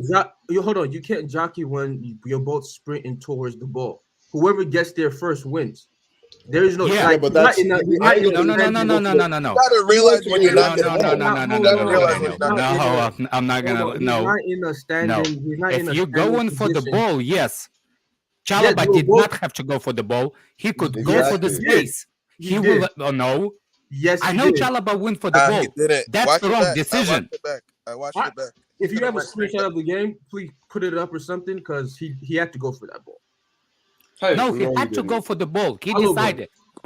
He decided. But if you go for the ball, you take either ball or a player. Understand how what Rodrigo is, but if he didn't, listen. There's no jockeying in that spot. He was sprinting through because Cucurella left all that space in behind. That was a decision that he made, though. Exactly. He didn't have to go for the ball. It's a decision that you have to make. Nah. No, you don't. Either cover. If you're not getting the ball, you sprint to the space, bro. He should have. Exactly. You sprint to the space. You're not sprint to the goal. Look, space, bro. Look at where you see, if he would have run towards Matt's face instead of towards my face, my elbow. What is Cucurella doing there? Because what is he doing? Wait, if you he's actually turning around and about to run back because he's run out and completely covered nobody. Look at Trevor Chalobah's my word! position. You have to play the play back. Watch the video to decide what's going on there. Jem, you gotta watch the video. Why isn't Chalobah moving earlier? The ball has already been played by this play, and obviously Chalobah is moving towards him. The ball has been played. No. Listen, what the issue here is that Cucurella should have looked at where Chalobah was before making the decision to run out. He didn't. He ran out, right? Chalobah wasn't even covering him at this point. Look at Chalobah's position. You got the moment of the game was wrong, Jem. This is not where you should look to ask why Cucurella was there. That's not the moment. You need to go to the moment before to understand why Cucurella is there. Exactly. Because there could be heaps of reasons. Why are you doing this? He shouldn't be in that position because even running out. The ball was on the other side of the field, man. Look at the midfield. There's no one in the midfield. You have to put pressure on him. Cucurella does get that height, yeah? And then he's got Rodrigo over the top. Nah, he doesn't have to be that high. Are you serious? No, but he's a left wing back, yeah? He does get up that high. If there's a turnover, he can be there. But when you just have a freeze frame, you gotta be aware. Play the video properly. Oh, you want? Wait, how can you sit? How can you not? You they're complaining about the attack, and now you're complaining about Cucurella's that high. All right, let's have Cucurella sit back all the time, never go up, right? You And do. and same on the other side too. One play, you taking it too far. Why does it have to be one? Why do you freeze a frame and then we have dissect it like that? Why when Reece James, this didn't happen with Vinny and Reece James on the other side. Why? Because the fucker was on the center circle. Reece James gets that high, yeah. Oh my word! No, stop, Daniel. Our stop, chances man. Were created. Hold on, let me finish before you tell me to stop. Our chances were created from Reece James crossing. How is he crossing if he's not all the way high up? Actually, Conte crossing, not Reece James crossing. Reece James, what do you mean Conte crossing? Reece James crossing too. What are you talking about? Yeah, Conte was. Anyway, what I'm trying to say to see the point is he's supposed to be on the fucking circle, the center circle. That's the area. What are you talking about? Every moment of the game is completely out of here. Like I'm telling you, man. Every moment of the game is. You picked this moment. That's where the position. How did the ball got to this Real Madrid player? Oh, I don't know. Won the ball. Because the ball was actually on the other side, and that's why Cucurella is high. And they've gone to the right, right? So they've built the. If you look at where the Real Madrid players are, where they're all bundled up in the left, tells me that as are all the Chelsea players. So it tells me we're trying to you press don't them. see That's this. what it looks like to me. It looks like we're trying to press the pitch, exactly, condense the pitch and press them, trap them on that one side. And God, the decision making was wrong from him. He shouldn't have got to go and press in that. Then who presses James? So why is all the Chelsea players on the right side of the field then? Huh? Because they were pressing on the right. They were trying to win the ball. You both are right. Everybody is right. So if that's the case, if they're pressing, then he's pressing too. No, he doesn't have to press the fucking center back. Yes, he doesn't have to press. He should be on that right. Hey, listen, if it's Lampard's orders, hold on. If it's Lampard's orders, he's the closest one to it. He presses. This never happened all game. Hold on. There's one player there. I don't know why this picture's so cropped, right? There's meant to be 3 centre backs, right? And to able to deal with that. Let me find out. I don't know. You guys just take it. It's easy. I can take out any picture and make it look bad to you. There is a play here, right? There is meant to be. Don't look at Cucurella. How many players, Chelsea players, do we have there, and how many Real Madrid players? Exactly. That shows the directions of the ball coming from. And he's telling me that Cucurella. No one man marks everyone on the field or to the other side. If the ball's on the right, you leave the winger all the way to the right. For them to switch the ball is not that easy, and then it gives you enough time to get there. So you don't man mark everyone. No, hold on a second. Why does Cucurella has to be there? Why does Chalobah? Based on this picture, why is not Chalobah there? The point. Exactly, Alex. Yeah. Exactly. Especially if you keep your one into the corner. He's the left center back. Why is he in the middle of the semicircle?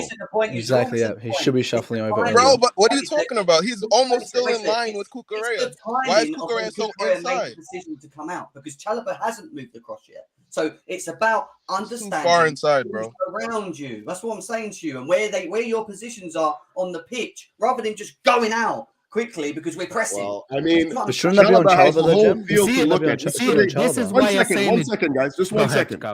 Chalobah is surveying the entire pitch right now. He sees this play developing. Why is he in the center of the center circle right now? He should be 10 meters to the left right now. He should be 10 meters to the left. He should be shuffling to the left, yeah. No. That's where it should be. If you want to keep it nice and compact and you're pressing one side, Cucurella is where he should be. If Cucurella stays 10 meters wide, hold on. I'm saying Chalobah. I'm saying Chalobah. Hold on. No, but listen, by the time the ball can reach anywhere else, Chalobah can make up ground. That's the whole basis of it, right? He's probably meant to be a bit more, but when you're trying to flood one side, right, which was probably happening in that play, right, to try to get the ball back, then once it's turned over, then you have to try, spread, and if they do a switch, then you go. You move to the side. The funny part is we're the ones that actually had the possession of the ball over here. We lost the possession of the ball. And that's why it's we're looking out of. I've got another picture. It looks like Modric passed that. Look at a picture. It looks like Modric. I don't know what Marc Cucurella for Chelsea thought would happen when he ventured out of position to contest the ball when it was switched. If this is perfectly saying why Chalobah is there. If it left Rodrigo free in acres of space and Trevor Chalobah off guard. No, he did the right thing. He moves forward. Chalobah moves to the left. Yeah, exactly. This is no defending. It's supposed to be. Happened there. Better you than No, talking that's about? such a crack. How is that? How does that make sense? Well, How if does that make Rodrigo's sense there, for the left He center back? just ran out of position. How the hell does that make sense for That's the left out of center back to position, guys. press Come on. the center back? That's not out of position. You guys are smoking, man. I'm That's sorry. out of position. That's how it Declared. works. That Declared. is not how it works. That's not how it Yes, works. it It doesn't just is work exactly one how way. it You have to man. read the When the Hang ball on. was switched to Vinny, I'm gonna start questioning went after him. anyone's playing Honestly, ability it's now. both. You gotta read the So hold on. So Kukure's meant to wait there and give that defender all the time in the world. Give a half Yes, or wait yes, for who? Is yes. that what he's doing? Yes. Give a half Yes. press. Yes. That's So how all you right, do it. play it out. Hang Play on, it you're out, because both hold on, you're hold both on. in the right 2, here. 3. It'll be 3 versus 2. What do you want? Like, Hold on. Let's Give a half press. Give a half press. let's just go through this. Let's go through Yeah, this yeah, and go just back. move on. Go back to the one, first Jim. picture. Yeah. Go back to the first picture. all right, yeah, All right. Kukure, stay So back. right here, hold on. So Yeah, from go. right here, from where the ball is passed, who in their right fucking mind thinks from where that ball is passed to the center back, from where Cucurella is, I'm going to get there? Yeah, exactly. But who says he's pressing the ball? Oh, here? he's supposed to. Oh, Who who's says he's supposed to? pressing the ball? We What questioning is that? you. He was pressing the guy with the His ball. face. I'm He's questioning you, taking away the Declared. passing angle to the next There ball. has to be a man Talking there. about passing that The who's cutting out. lines. Yo, He's closing the lines. What are you talking about? What No, line is he closing out? He should. No, you're right. He should have been just saying that. He shouldn't need to press I the don't know what you depends- guys you guys are It's crazy. depending Yo, on Jim, what they Frank Lampard's crazy, been bro. I'm saying. so confused. Talking about. What are I know you're they confused. I know you're confused. I can tell. What's it everyone makes waffling no about now? fucking sense. Every single person who was talked about this sequence right here, even the professionals, are telling you that this crackhead left back should not be pressing up. But I'm being told here that he should press up when there are 2 players free. The right back and the right wing back are completely free. If he Daniel, presses, we're not saying yeah, he you shouldn't be. can't I'm press saying from that I 30 understand yards why I'm he the did one. it. I'm What the he one did who it. doesn't know what I'm talking about, and everybody else. But you guys got it. You're Nah, they confused. crazy. All right, Don't listen to we'll them. give. Who's And the your pros professional said analysis it? here is Who's the you've professional been said watching it? our system play this whole time, yeah. Yeah, Daniel, With tell me who's Chalobah, the there should be professional 3 said centre it. backs, right? And they all shift. So Chalobah goes up, and I Chilwell need to does the look same for thing. it. You've seen it for Yes, years. you need to look for it. And No, I we always don't had the need it. left You centre said the back go there. professional said it. You So prove what? the Jackson is evidence. going to prove it to you? Did I also say I was going to give you a whole fucking timeline of it? Yo. No, but you're You gotta not say it. saying Alright, that some alright, professional alright. said it, but you don't say it. Like I tell you, I talk to professionals. They said that Cucurella did the right thing. What do you mean talk to professionals? Did you watch No, the There's game? no way he you did just the said right it. The thing. Did you watch the professionals game? said Daniel, all the Daniel, you professionals in the set world up. You saying just that set yourself Cucurella up, did it Daniel. wrong. If you watch the game, there's analysis after the game. What fucking professionals? Yeah, You don't do what Cucurella did. I'm You sorry. think I have It made scouts sense. as friends? I just Yo. can't. Don't say it if you got no sources, man. Don't say it. If Yeah. Chalobah is closer I to don't the know. For line, the longest time, you guys have been watching us play 3 in the back, right? It's usually Ben the Brewer would not centre have back done that will shift over, and the rest of the centre backs will shift over, while our left wing back would Can push up I- on that. That's always been the case. But for this, when you freeze it, I can go through a whole bunch of games this season, and everyone will be a mess. let in me every ask other this team. question when Declare's done. Look at where's Thiago Silva? He's here. He's like up here in the corner, obviously. Here. Okay, where's Yeah. Fofana? He's in the corner. He's There. a right back. So clearly, Fofana is at right back. Wait, hold up. So clearly, the balance. Remember, this is in game. This is not ideal. Yeah. This is in game. Thiago Silva is pushed up. Fofana is all the way to the right. That means Chalobah is trying to hold the balance. Hold the right? middle, yeah. he So is. Cucurella has to help holding the balance. You cannot. No, when hold up. When hold up. Cucurella If goes, Cucurella makes Okay, a sorry. 30-yard sprint, which is what he did, Rodrigo gets the open ball. So who reshifts then? Who reshifts Chalobah then? is not in place. So everyone's just staying in Chalobah, this Silva, spot now? Fofana shift. In that next phase, No, he should have Silva closer. If Silva's way Exactly. behind, Wait, he's How long left challenge no more. Exactly. it takes for them to Well, you're get missing the over? point That here. happens in a split second. What you're missing the point is this, and I'm going to just say this straight up. It right? takes like It could- 2-3 Declare, seconds to one get that second. ball to No, him again. Declare. Guys, one second. If Cucurella would have just held his position to allow his teammates to move across or make him move out, we wouldn't have been open on the right. He made the decision to run out of position to the centre back to press, like you guys saying we're pressing, right? But think of this, right? The centre back's got the ball at the point that Cucurella's running at him. He's got Carvajal next to him, who's on his own. He's got Rodrigo, who's there on his own. There was no way for him to pick them out. anyway. So what was the point of that run to that comes down to communication? What's the percent of him winning the ball? What's the percent of him winning the ball there? But again, hang on. Percent. That's why he didn't get No, the because fucking what would ball. have happened is he that chose to centre back press. would have come back with Carval. It would have been 3-on-2 anyway. You just give that man time to come closer and play the play. If Cucurella decides to press, Imagine we Chalobah just should be erase running over Cucurella from instantly. this It doesn't matter. position. Imagine he's just not even there. He's not even pressing. He's not Like, even going to there's get no the point in him ball back going there, is he? there. He's Look not how getting open the it ball. is. What's he You're not doing? getting the fucking ball. But Stay Jem, still. I would hear what they were saying if he was already pressed up, waiting on that center back. Like, oh, the whole team is up already. He's already high up. He wasn't high up. He had to vacate that space there and sprint at the guy who was a center back. When it doesn't, to me, just IQ wise, it makes no sense. You're given so many options to get out of it. If he was already up there, I would understand, but he wasn't.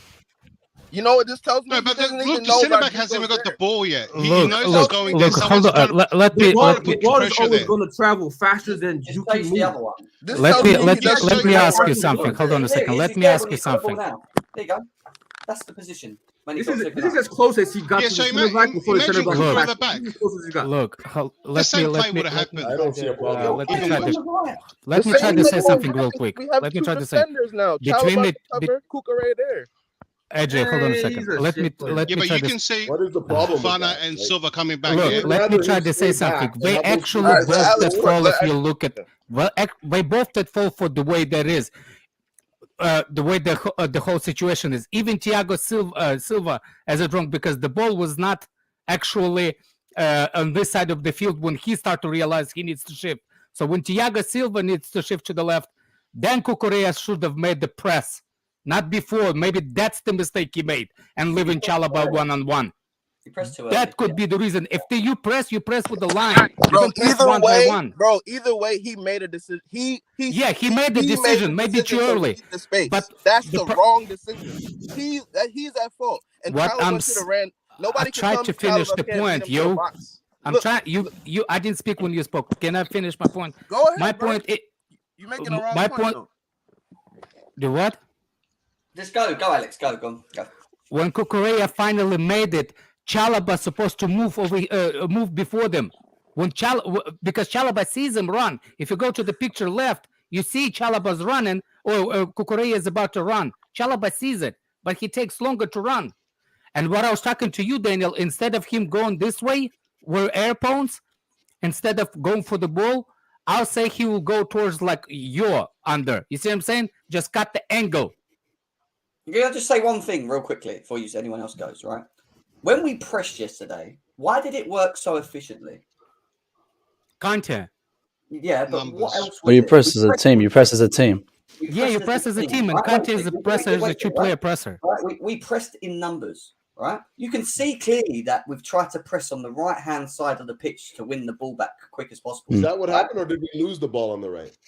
Well, Yeah, we'll whatever. lose the ball on the right. We lost it. Well, that's important. That's an important detail because that's in So the ball transition goes- now, right? yeah, but it still doesn't answer the question as to why he pressed on his own, because there's no one else over there with him. He went on his own and pressed. There was no real pressing. He shouldn't have pressed because there was no one with him to press. Exactly. Well, that's I think, and I think Cucurella made that mistake of pressing.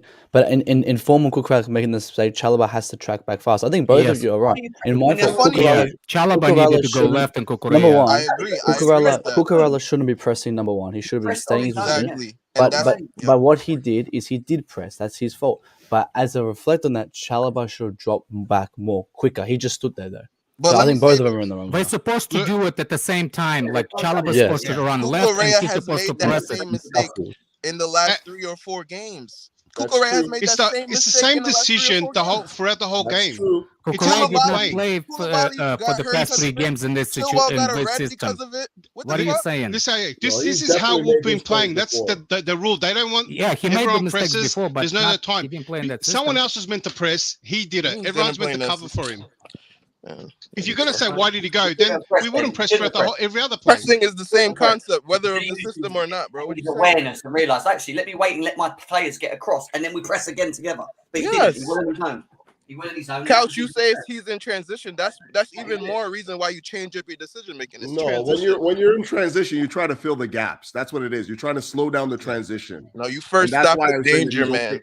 You're not wrong. You're not wrong. You're not wrong in that he went early. I see that now. But like when you're in transition, what you're trying to do is slow the counter down.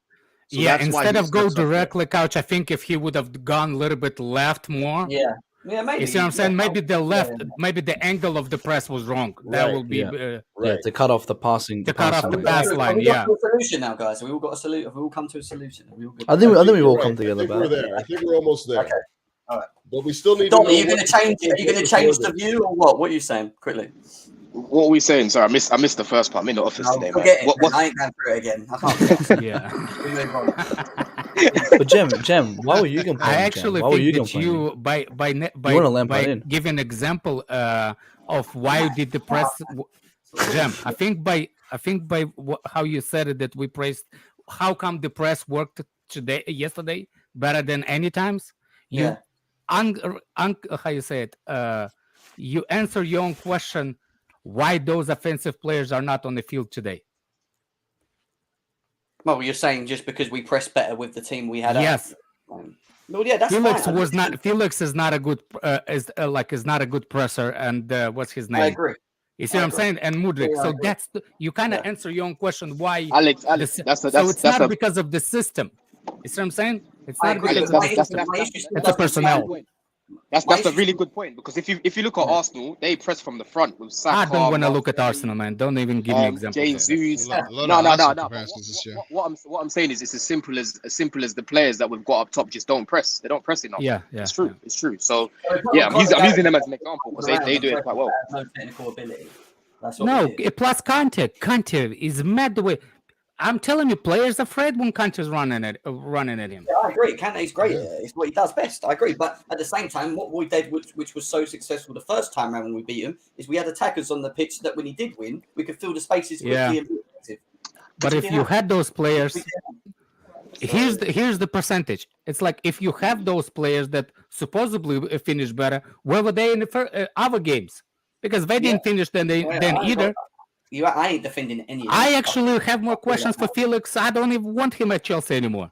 Oh, don't get me started on Felix, bro. That's gonna be Jesus Christ. That's gonna be a big debate coming from. First of all, I didn't want him over there in the first place. I was questioning. I didn't say I didn't want him. I didn't want him in the first place, Alex. I said this to all these lot. All right, yo, he's adopted the Chelsea personality. I'm not gonna lie, bro. This shit is toxic. I think it's a disease, man. It's contagious disease. Crazy. What do you mean? He was the same thing in Spain. It's not like he was scoring there. That's what I was saying. Actually, it's true. Athletic have been scoring a lot more goals without him. Athletic have been scored more goals when he left.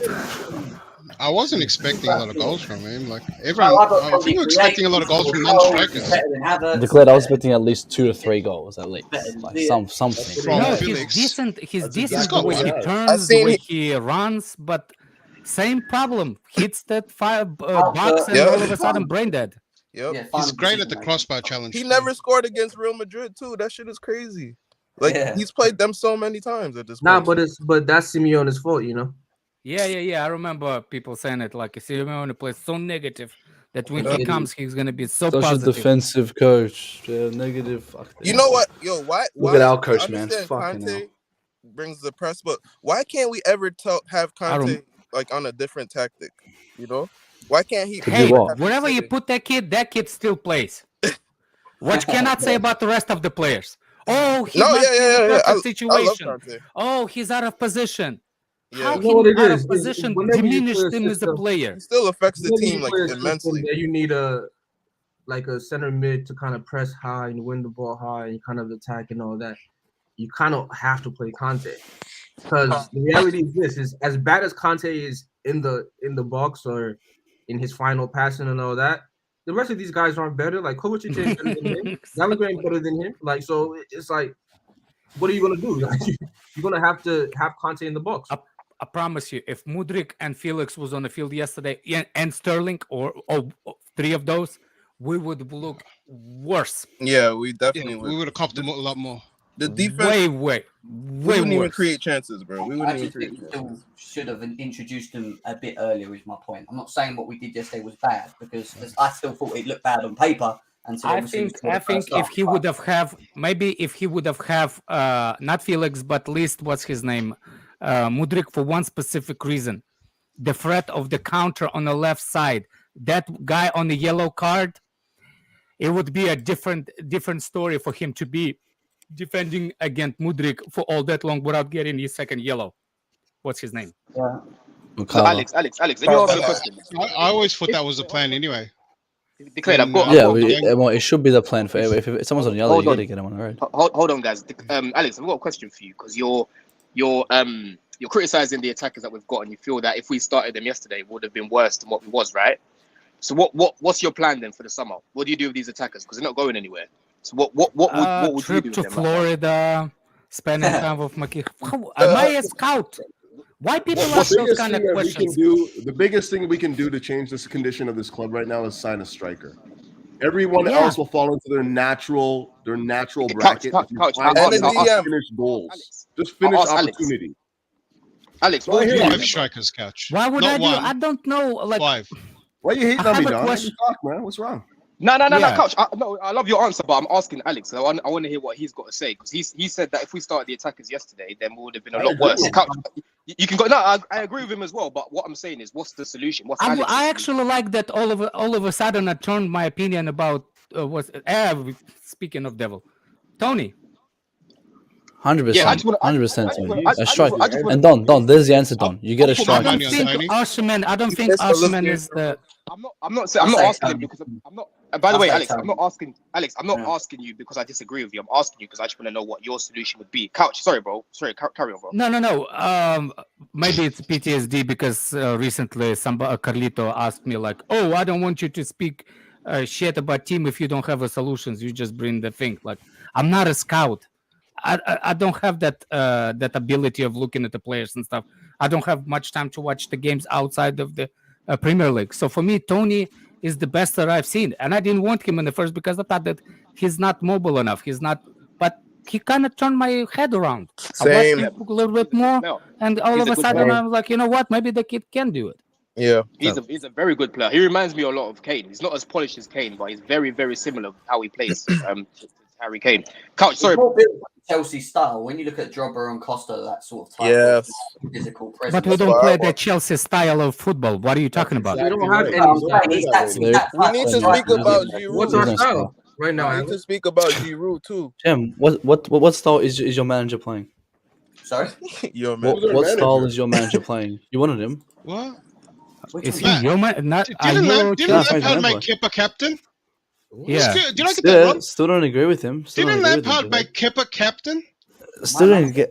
I think he's your manager as well. Nah, like I don't know why you sorry to break it to you, Declared.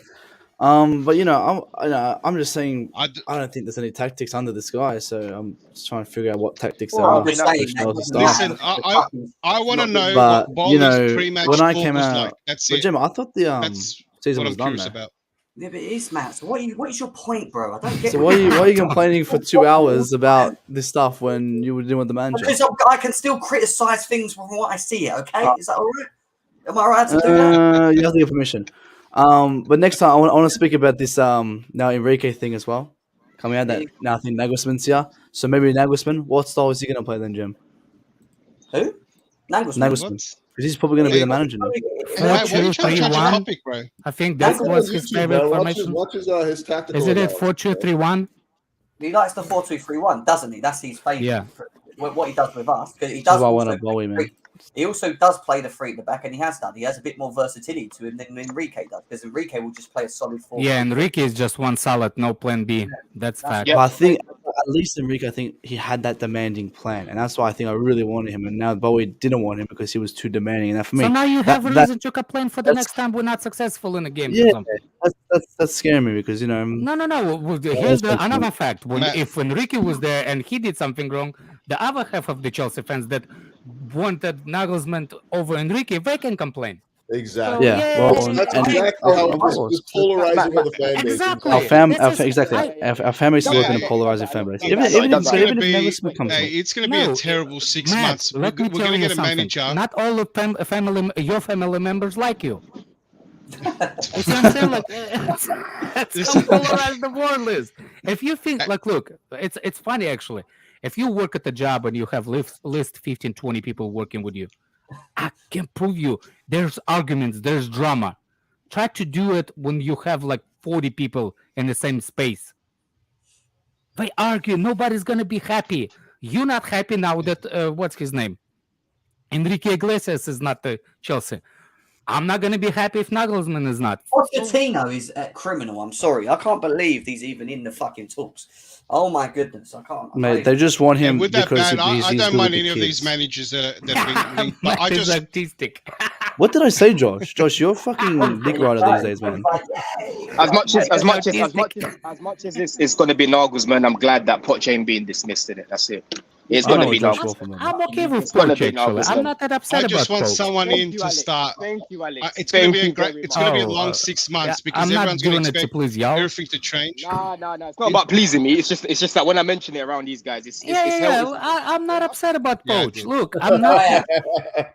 I'm like I said, I'm not that good. And managers are different than players. Only way I can criticize the manager is when he makes substitutions, because that's the picture I see and he sees. I don't know the picture when he makes the starting lineup. I don't know who's injured. I don't know who better is in the practice. I don't know. I cannot criticize it. I can only criticize on the substitutions. That's why I said Lampard is a crap when I saw him making substitution against Arsenal. That's why I said Potter's crap when I saw him make substitutions and bring one mount. Guys, we need to finish off because Lewis is going live, and I keep forgetting that. So let's let him go. Let's let him go live, man. But listen, we need to continue this. Obviously, our season's finished anyway, so we could talk more about how shit we are for the next 4 games, or whatever is left. And then we go into the summer, and hopefully we're going to have a new manager, and we'll talk more about that. And I just hope we're going to the later we get the manager, the less time he has to spend. I don't think they're going to wait too long, man.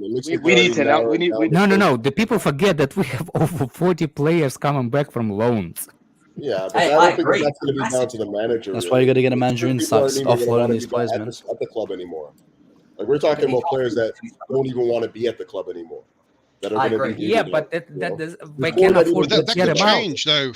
Depending on the manager that comes in, that could We're change. not in Champions League. That means that we can't afford to just drop them. We might not even be in Europe, which is great. Yeah. I'm okay. Oh yeah, with we're that. not in Europe. Yeah, so am I. I think it'd be good for us not to be in Europe. To be fair. Yeah, 100%. 100%. Good. Definitely. It's time to actually have a fucking. I'm okay with being in Europe. We need to be out. We need to be out of Europe. We need to get our shit in order. Based on how shit we are, we need to completely we reset. We need to get a proper reset. Yeah. Trim down and just focus on the future now, man. We need to just knuckle down next season. I've had enough of this shit. I'm done. At the beginning, man. All right, cool. Get out of here. Today, I can't be asked. Guys, big up to yourselves. Subscribe, and we'll be back for match preview, probably match reaction. To be honest, what we match previewing. Who we're going to play? Who we're going to line up with? I can't be asked. We have got Brentford next, haven't we? Next week, innit? I think it is. They're on terrible form. You know what that means, innit? We're Charity FC. We're going to hand them 3 points. Well, Ivan Toney, he's going to display class for us to sign him in the summer window. There you go. So, let's move. Guys, big up, subscribe, and we'll be back again very, very soon. Been a good conversations today from these guys, and peace out.